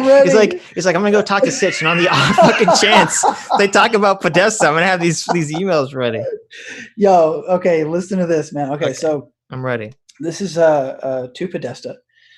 We plan to heat the pool, so a swim is a possibility. Bonnie will be Uber service to transport Ruby, Emerson, and Luzzatto, 11, 9, and almost 7. So you'll have some further entertainment. I like that you're doing the voice, like I'm doing a video voice. Like I'm doing a video right now. Yeah. Oh my God. And then they say, and they will be in that pool for sure. Okay, so 11, 9, and almost 7. Mm-hmm. Those sound like the children's ages of Ruby, Emerson, and Luzzatto. Right. So that's weird. Yeah, but there's a problem. I understand the interpretation of like, wow, that sounds like, you know, pedo shit. Or you could be like, oh, I'm a parent. Here are my children's ages because I want you to make sure they don't get into too much trouble. You know, keep them in the pool or whatever. Sitch, I really love that you're doing this. I know. So let's keep going. All right, hold on. Okay, here we go. Come on. Okay, here's another one from Podesta. Okay, I'm ready. And this is like the oh my goodness. Hello. Keep going. Okay. I love it. Hold on. We're getting deep into the pedo conspiracies. What? Oh no. Well, no, but what he's this doing stream will not be demonetized now. The crazier we get, the less likely we are to be demonetized. That's true. Okay, so pizzas, I can't find him. But yeah, okay, I just can't find the one that I want. But whatever. Either way, you know, I am pretty sure that John Podesta is up to some freaky shit, especially now that Epstein, like everyone's saying, don't combine this with like the Pizzagate stuff. And I understand that. The original Pizzagate story was stupid. It was about Comet Ping Pong and it was a bunch of bullshit. But now you're going to tell me that Epstein, who was fucking murdered, okay, in my view, he was strangled and left to die like a dog because he knew some shit. All right. And Podesta and Clinton. Wait, who's strangling dogs these days? Well, oh my God! Did I say that? Like, I said, left to die like a dog. It's a common expression, Adam. I didn't Come know on, that was a common way to euthanize dogs, but okay. Oh no! We'll go with it. You drown them in a sack. That's how you do it. Oh God! Stop it. Anyway, but no. Continue about Epstein dying of natural causes. Yeah, so he was murdered, and to me that just emphasizes, wow, like the culture right now is really starting to wake up to the fact that there are very likely powerful groups, let's say, that can get anything done. You know, like even the lawyer on 60 Minutes the other day was like, yeah, it doesn't make any sense how the people who were supposed to be there watching Epstein were sleeping or something, or they weren't there, and that we can't get the video evidence back, and that's those alone, right, are significant. So do you think Epstein's job was basically to get dirt on powerful people for the CIA? Is that kind of the working theory? It seems like it, because there's constantly these things of blackmail, and it's like, why would Prince, which one was his name? Andrews. Why would Prince Andrews hang out with him after the dude just got out of jail? Why would he do that? So you know that Epstein's got something on him. You know that, or else he wouldn't be like, hey, Jeffrey Epstein, you've just been put in jail for, like you get to leave every 6 days, but your whole sentence here is for child pornography. Let's hang out. Well, no, but it's like, did you hear Prince Andrew's insane interview yesterday? I did. Right? Yes. Like I don't know, when you're talking about getting into the mind of royals, like they're so detached from the world that it's like, oh, this guy I know who I'm friendly with was just in jail for something bad. I don't care. Like that's no one can touch me. I'm worth $1 billion. Yeah, like I'm fucking Prince. Like I don't. Well, first of all, I didn't even know that this was connected to the CIA. I always thought, I assumed that Epstein doing this was for his own gain. I don't think this was tied to the government or something. So how did he personally gain from having? I guess whatever he was blackmailing people. Yeah, somehow just for money. Gotcha. Yeah, just for his own money. Right. I didn't know that this was connected to the CIA or something. I mean, I'm not going to postulate anything like that, but it just seems obvious to me that what's happening with Epstein, that there's a broader, now somebody, even Steven Crowder, is like, no, there's nothing broader. There's no bigger picture here. It's a fucking pedophile island. It's big enough, right? But it's like, no, because the dude just got strangled and died, or they allowed him to kill himself. Right. Both are terrible. Well, no, like I believe totally. Like I was going to make an Epstein video, and I've like so much written material over it. Like I really researched. Why didn't you? Sitch, that would be a huge video. Well, because it would have taken so long, and there's a period of time, I don't know if you remember, where like everyone was talking about Epstein, and then he just disappeared. No one cared about him for months. Yes. And so like, yeah. But you should have known they were going to kill him in prison, and then it would be big again. Yeah, I didn't know. I didn't know that he was going to suddenly get arrested and then get killed in prison. But no, so it really felt to me like this is a guy who's ripped off a lot of people. And I do believe that, he was blackmailing them and probably had tons of bad information about tons of powerful people. Totally. Especially, here's the thing, even if he didn't have tons of people, even if he literally only had the info about the Prince of England, I could believe that the royal family of England could mount an assassination like alone. Like you don't need a big conspiracy for that. Like, come on, it's the Prince of England. You do need a conspiracy because they would have to conspire. But I think you're saying that it wouldn't need to be any bigger than that. Yeah, I'm saying like you would only need to have dirt on a couple really powerful people for them to want to come after you. Yeah, it doesn't have to be a whole extensive thing, Like doesn't have to be a world government. Exactly. But does it seem coincidental to you at all that it seems to be that these are confirming a large power? Because the claim was there's a powerful elite that are pedophiles, right? This is the Alex Jones claim of the day, right? There's a powerful elite, they're going after pedophiles, and they're contacting interdimensional aliens. So The pedophile thing makes sense. I don't know about the interdimensional aliens. Yeah, I don't know about the aliens. Right. Well, there's that dinner.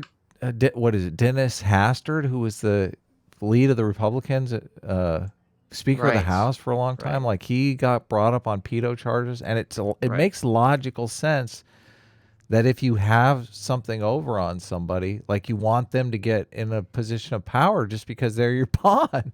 Like they do whatever you say. Well, I don't, because the way I look at it is like if you look back at history, you know, whenever you look at the rich and powerful elites, especially royalty, like they do all sorts of fucked up shit because people do all sorts of fucked up shit when they have the ability to. No conspiracy needed. Let me read. Let me read one more of these Podesta emails. Okay. All right. Read one more.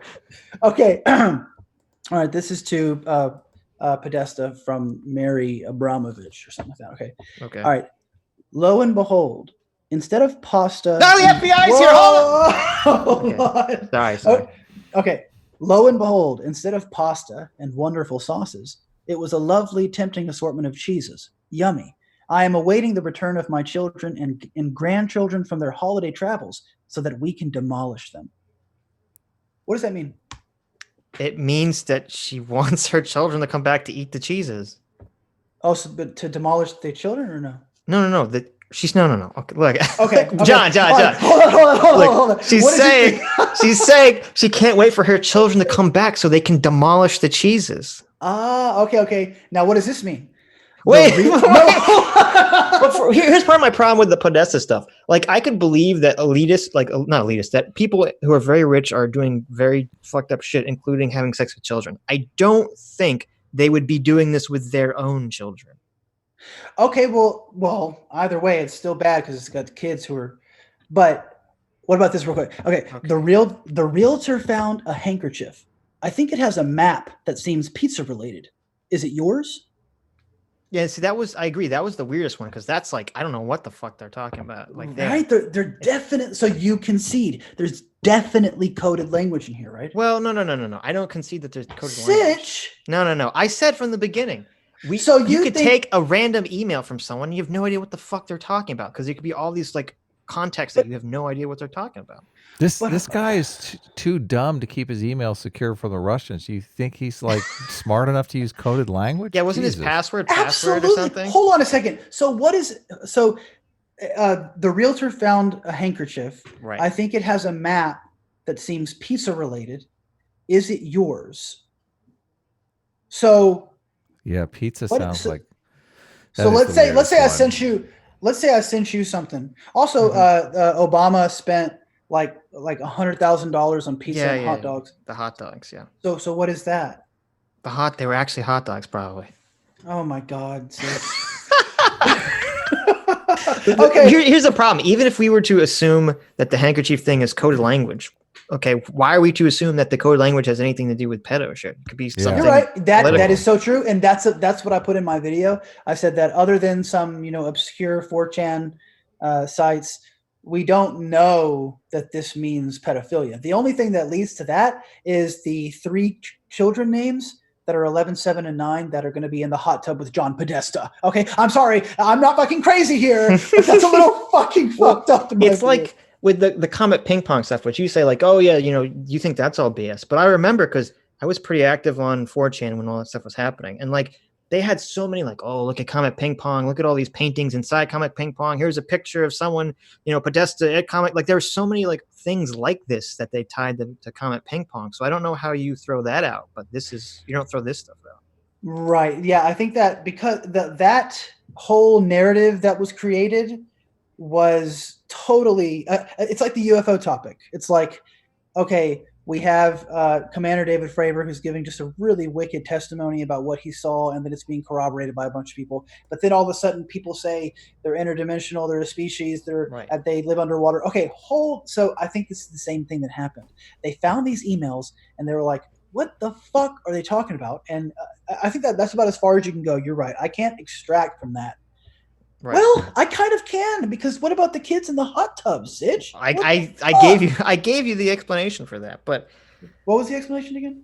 I said it's just someone saying that like, oh, here's my children, they're this age, I don't want them wandering off, like keep them in this area, keep them in the pool or whatever. But he said that they would be entertainment for you.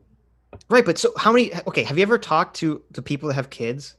Like this is what they. This is how they talk. They say like, "Oh, my kids are gonna like entertain you. They're gonna run around and be obnoxious and shit." Like, I don't know, man. Watch my kids for me while I go off to the bar. Trust me, it'll be entertaining. You'll love it. Yeah, like I don't. You'll love my kids. I hear this. I hear language very similar to that pretty often from people that have kids. So, look, I believe here's what I think should happen. Okay. I think someone should. I would really love for him to sit down and to be asked these questions and for him to provide some context. Because if he gives you like terrible bullshit answers, I'd be like, wow, okay, maybe all this stuff is true. So I would like that. Yeah, I think what's going on is essentially the opposite of what our views were of like Brooks. So Brooks, I thought, hey, this is a misunderstanding. He's probably this. When it comes to John Podesta, like this guy's a fucking pedophile, bro. You're like, wait, we need to look at the context, evaluate it. So, all right, maybe he's a great person, but I do. I'm sorry, that's a straw man. Maybe he's not a pedophile. You're right.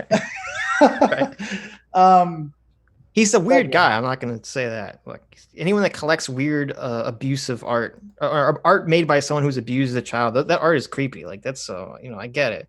Yeah, and I see that as yet another indication that he's got some serious issues, and he was involved with Clinton, who was involved with Epstein, and now we're getting all this information. So I see how it could be linked. Well, I see how it. Here's the thing, though. Even with Epstein was only involved with teenagers. I think the youngest was 14. He wasn't involved with like pedo shit. Right. Well, still young. I mean. Yeah, no, I know, but I'm saying that's a completely different. I mean, it's not good, but it's a different ball game that we're talking about. It is, and that's why he liked the Lolita, like the Stanley Kubrick Lolita, right? Movie. And because the woman, I forget her name, the one who's like the main witness for all this stuff, who was with him for so long, like she doesn't say anything about like 10-year-olds. I don't think she said anything about 10-year-olds or running around or any of that stuff. So, and I would have thought she would have, if anyone would have known, I thought she would know. Also, why is she alive? Why didn't they kill her? Well, pretty confident we have to change the name of this stream. No, it's a very good question. To lots of bullshit with Mouthy Buddha. No, instead of no bullshit. Adam is a total skeptic. Bullshit runs wild. I'm only playing. I'm having fun. I love it. But yeah, that's such a good question. It at least introduces a good argument for the other side, which is, because my video on Epstein was going to be all about how insanely corrupt the Florida, I think it was Palm Beach County was, because it's super obvious that he had some pull, probably because of Clinton, with Palm Beach County that got him this insanely cushy prison sentence that made no possible sense. Like he could leave his prison cell every day to go to an office building for like 10 hours a day or something crazy like that. And it was only for 2 years. And then he got out early. And then the person that was the sheriff of the jail, he ended up giving a job. Like it's so obvious that there's some high level corruption going on with Epstein. So I don't disagree with any of that whatsoever. Right, and I think I have an answer that I think could be used. First, Dr. Zaya said Mouthy also thinks Clinton had Seth Rich murdered. No, I don't. That's a misrepresentation. Okay, anyways, but I think one answer you could give is that the reason that they didn't kill her is because she is expendable. She is, she's just one person. She's not very powerful. But when you look why they had to kill Epstein, it's because he very likely had a lot of dirt on significantly powerful people. He knew much more. Right. Than, he probably had photographs or much more significant evidence than just one person's testimony. So that could be an answer. But I still think the question. Yeah, no, look, I agree with you. I do think he was killed or allowed to kill himself or something. Yeah. What about Adam? Do you think that too, or? Epstein killed himself? Do you think? I think he was killed, obviously. I mean, I think nice. There's too many. I mean, I don't think it was a grand conspiracy. I believe that, you know, if he has dirt on so many people, one of those people, I mean, all those people are probably sitting back going, let's hope one of the other people does it first, so we don't have to be responsible. Right. But if you have dirt on the Clintons and or two of the most prestigious, powerful organizations in the world, surely there were others, right? Yeah. He had dirt on lots of people. Yes, definitely. Yeah. He's a liability. Rich people don't want to be dragged into this. It's too easy for them to do what they did. Yeah. Yes. San Manuel is saying that Seth Rich actually didn't die. He's the one who killed Epstein. There you go. They captured him and they threw it like a body double. And they're like, you're going to be our assassin now. There you go. I want to be respectful of your time, Sitch, because you said you had a hard out at 5 because of the dad stuff. So yeah, but I don't know where we're at on Super Chat. So we can keep going. I was just going to say, it's also interesting too, because I know Alexander Acosta, who Trump put in charge of the, I think it was Labor Affairs Bureau, he was heavily involved with getting Epstein his cushy prison sentence. Really? I'll tell you what, dude. I'll tell you what. What? It just keeps getting deeper and deeper. I know. So it's some no one really talked about that. We need some yarn and a whiteboard. Yes, we actually do. Yeah. Like, we need something like that. Yeah, no, look, I completely... shoelaces. I don't have any yarn, but we could use these shoelaces. Okay, we'll move on. Man Face the Wheel for $2 says, thoughts on Hong Kong? Obviously, we don't like China. We don't like the Communist Party of China. We don't like protesters setting people on fire either. Oh my God, that video's... Oh, I know. Holy cow. So, yeah, it's pretty... Things are getting bad. I don't know... I don't know what the solution is, because I can't imagine the Chinese government's so fucked up. I mean, you see everything they're doing with putting the Muslim people in re-education camps. There was just a big article written about that from, I think, a Survivor or something. So I can't imagine that the Chinese government's going to capitulate to Hong Kong. So I don't know what's going to happen. This is crazy. I know. It's straight out of Dictator's Handbook. It totally is. Right. Yeah. Right. They predicted a lot of this shit in the actual Dictator's Handbook. They predict China kind of running on, because they don't have creative destruction over there. They're basically stealing our intellectual property, and that's going to end sooner or later. Right. It'll come. Yeah. Well, this is why I'm not an isolationist in any capacity, because it's like, for all we know in the future, China could be a huge problem for the world. I mean, who knows? Maybe it won't be, but who knows? So it's like, imagine how different the world would be if the U.S. was properly able to support China militarily during their civil war and the non-communists won. Like, the whole world would be so different. Yeah. Right now. Very different. So, Lieutenant Amazil for $5 says, on the subject of porn, I'd like to know, Adam, the funding for your live doll going well. I answered it in chat. No, not going well, but too bad. Sad. I could have her sitting right here next to me on the stream. You had to put a Jordan Peterson mask on her. No. That's saying the wrong. This isn't a ContraPoints message. video. This isn't a ContraPoints video. Sorry. Popog says for $2 says Adam just got clipped. Nut it to incest porn. Oh, I know. There you go, Adam. You're ruined forever. Holy cow. Watch out. Cancel culture's coming for me. Cancel culture. I very sing Teorix for $5. Sorry for butchering your name. For $5 says NoBS displayed Ezra Klein levels of bad faith. You should have tried to get Michael Morano to use logic on him. Long live Prince Adam and TDS Sitch. Everyone knows. Everyone knows your secret. Throwing the TDS at me. But yeah, there was some. I don't know how bad it is, to be honest with you. Like, we don't. It's not. I'm an enlightened centrist. I don't suffer from any. We're joking around about this, but I'm just telling you, Trump doesn't come up much in our private conversations. I would let you guys know if it was like. Yeah, the only context I think that Trump comes up is when I bitch to you about Tim Pool. I was like, look what Tim's doing now. Yeah, totally. But Pragmatic Culture for $5 says, "Oh, Pragmatic Culture has appeared." For $5 says, yo, Mouthy, glad to hear from you. Hope all is well and looking forward to more of your content. Yo. Do you know him? You friends with Pragmatic Culture? Yeah. I know him from Twitter and little exchanges. Right. I think he wants to debate me about something racist-y. I'm not sure what it is. Oh, shit. Something racist-y. Maybe we'll do it. It'll be fun. The Wooster for $4.99 says, this stream is the best. Makes up for the frustration and confusion of last stream. Just a chill stream with Mouthy Buddha. Keep up the good work, guys. Yeah. Very nice. Very, very good. This is the chill stream. Yeah. Except when you bring up aliens, because you're fucking crazy, because aliens don't exist. Hell yeah. Maybe they do. Get worked up, get mad, fight me. Podesta is the most moral man on the planet. Okay? He's never touched a child inappropriately in his entire life. You, bro. I'm telling you. That's getting clipped. That's totally getting clipped.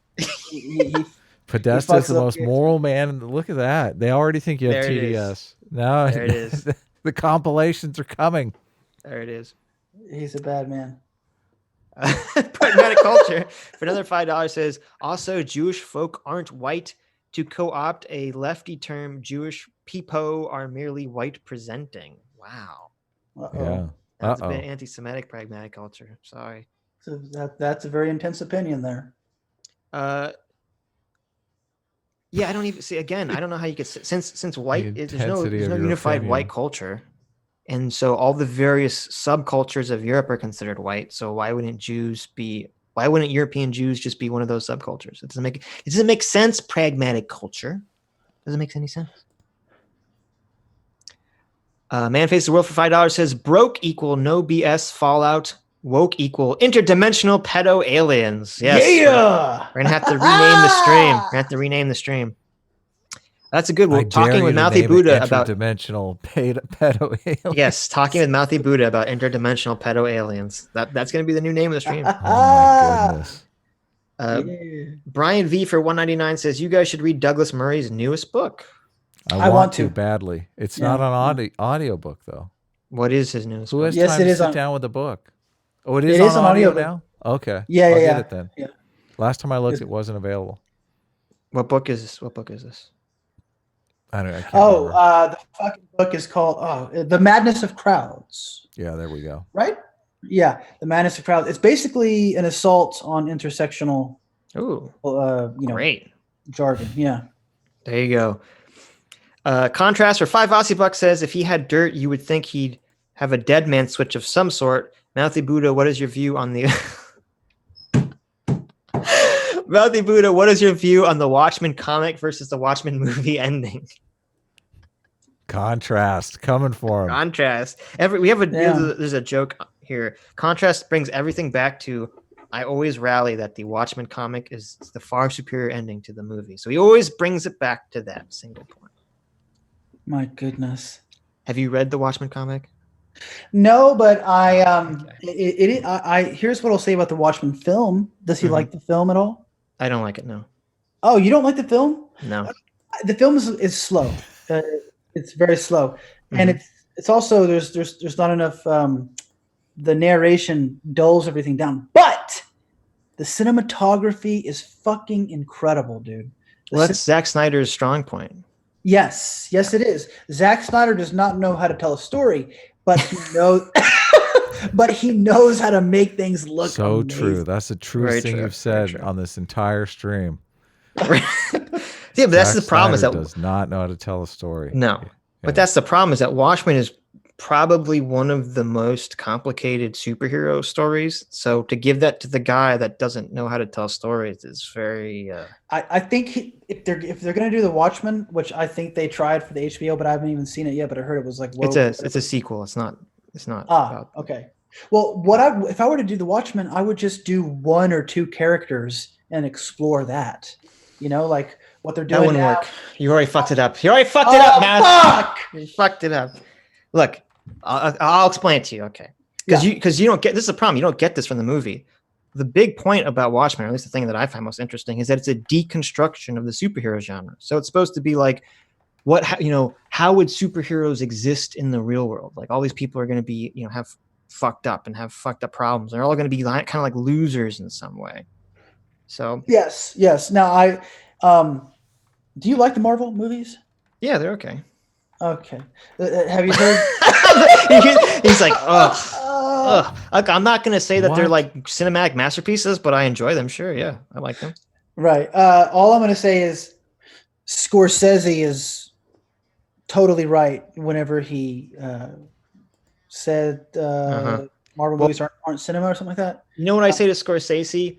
The Departed has like the worst ending of all time, so he can get fuck himself. Bro. Yeah, everyone. Spoiler. Close your ears if you don't. Everyone gets shot in the face and stuff. It's tight. I hate that. I'm gonna fucking here it is. Departed. I watched it on an airplane. It was so engrossing. I was like, this movie's fantastic. And then the end comes out. It's like a Mack truck hitting you in the face from like nowhere. Yeah. It's the same thing with like No Country for Old Men, where the main character dies off screen, and you're like, what? Yeah. What the fuck did I just watch? And it's like, I hated that too. Like, I hate it because to me it reeks of like, oh, this is real life. And in real life, like fucked up shit happens. It's like, yeah, fine, whatever. I'm watching a movie. I'm watching a story. You can't have the main character die off screen. So it was the same thing in The Departed, where it's like you have this huge drama going on, and then the main character suddenly starts acting stupid for some bullshit reason, and then gets killed by a random guy you never noticed before. And you're like, huh? That's edgy. That's breaking the rules. We'll agree to disagree. No. Wrong. Yeah, no. We'll disagree. I mean, Goodfellas, I think, is the best mob movie of all time, so he gets some points for that. But. Taxi Driver, I hate Aviator. Taxi Driver. You don't like? Okay, hold on, Sitch. Hold on. What about The Aviator with Leonardo DiCaprio? I've never seen it, so I don't know. Okay, what about Gangs of New York? Yeah, Gangs of New York's great. That's a great movie.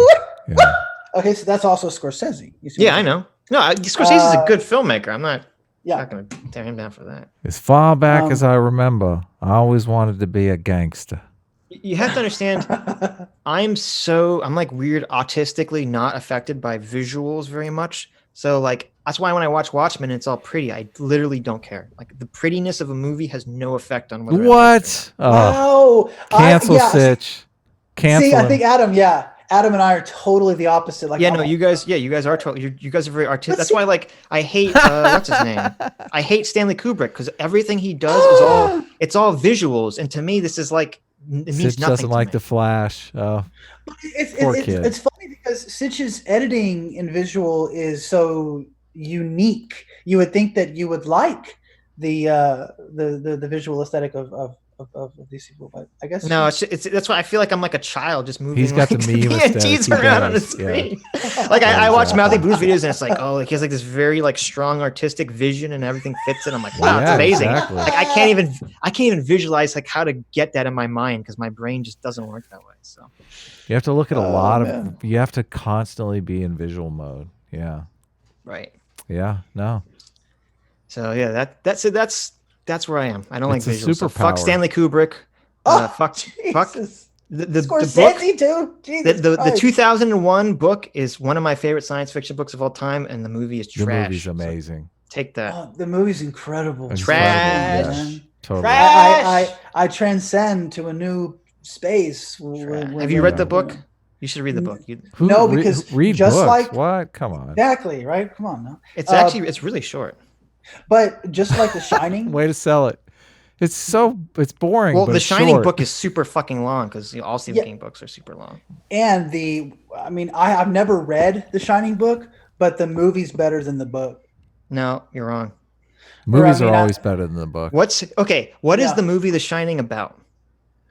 On a thematic level. God, it's about blood, so many different directions. Hotel rooms and axes. I would say no. I would say go for just the practical plot. It's about a man who's the father of a family who goes nuts and tries to kill everyone. How's your novel coming along? See, this is why I don't like Kubrick, because The Shining, the book, on a thematic level, is about a child realizing that their parents are mortal creatures like themselves, and still, even though they have faults, are still deserving of love. Hold on though, Sitch, because oh my god, you don't get any of that from the movie. If there is, hold on. If there's any director who has more allegories and metaphors and rich themes, it's Kubrick. I mean, you can almost interpret it to infinity because there's so many different. No, but you understand, the only way that Kubrick tells the audience information is through placing visuals in the frame. There's no information conveyed through the characters' actions and like story. Like, I don't know how to explain it. There's like an intangible aspect to storytelling that I am drawn to that I cannot find in Kubrick movies. Yeah, I think what's coming off is that Kubrick's movies can often feel kind of cold and like emotionless, you know. Right. So yeah, I can definitely see that. Right. But yeah, you should read 2001 book. It's really great. Everyone should read the 2001 book. It's fantastic. Reading is for dummies. Don't do it. Yeah. Contrast. Oh no, we had that. Why am I sober for $2? Says Podesta teaches kids consent, doing great work. Hilarious. Woo-wee. There it is. Man. And to end this, we have some more from Paradox Engine. From Hummer Rodriguez for $5 says sometimes watching people on drugs is fun. That's one of the reasons why Joe Rogan is so popular. There you go. Yeah, I have a video of the first time I did ecstasy. Ooh. Maybe we'll play it someday on stream. Keep watching. One day. Buddha, Paradox for $3 says, Buddha, have you asked the question to Caleb in One Species? Because One Species seems like the kind of guy who wants revenge. Caleb maybe doesn't. Ask the question. What question? I guess the revenge question and the forgiveness question. Oh, well, that's Species universal. is just in it for the views, man. He just wants the attention. We know. No, I don't agree with that. No, well, I think my general thing about just being charitable, unless you're probably a pedophile, then, but yeah, I think it's universal. It should extend to everyone, even John Podesta. There you go. And, yeah. So if you want to just be more forgiving, I mean, dude, that's a theme that's in all my my videos. I'm always talking about that and trying to give people the benefit of the doubt. I talk about Louis C.K. and or just calm down. But I could also make one about the victims of Louis C.K. Right. So just everybody be nicer. Forgiveness is very important. I do that too. I try to practice the principle of charity, but everyone's coming at me with, and One Species in particular, about like, you're just being a fool. You're letting them dupe you. That's their response. They're like, they're lying to you and you're too dumb to see it. Yeah, One Species literally just said in the chat, "F you, Adam." I know. That was for me saying that he was just in it for the views. But obviously, I'm joking. I'm only kidding. I think he's serious about his position. I think we all agree. Also, Faraday's in there. I just want to say hello, Faraday. Yeah. Hello. All right, keep going. Paradox for $3 says centrist world order, nudge nudge, secret hand sign, wink wink. P.S. Tulsi is just trolling. Yeah. Paradox again says, what if in 20 years the triangle hand symbol will be the new Roman salute, and we will be talking about how we were irresponsible for making it shits and giggles on stream. This stream will get us canceled. We'll have to delete it. Watch out. Better download a copy. And Paradox says the cheese pizza was a code word for child porn since the Silk Road days. Again, the internet is not 3 years old. These pedo memes go way back. Think pedo bear. Whoa. So there you go. That would give more credence to your claim. Mouthy. Yeah. So. Oh my God, we just got a bunch of more super chats. I know. Manface World for $2 says shekels for the stream. Oh my God, he didn't say shills. He said shekels. How dare he? Manface World for not $2 says thoughts on Cenk running for Congress. Fuck Cenk. I don't like him. Oh my God. Yeah. I don't like him. I don't like the Young Turks. He's going to be a congressman. They almost raised $400,000, and I didn't know this, but he's actually replacing the congresswoman who was outed for brushing her. Did you see that? She was like nude in a hotel room brushing her intern's hair, her Katie, whatever. Hair. Oh, yes. Yeah, I didn't know. So she's like a lesbian, something, I guess. Right. If Cenk does this, he's going to have to stop strawmanning people, dude. Like sometimes that's all politics is. What are you telling?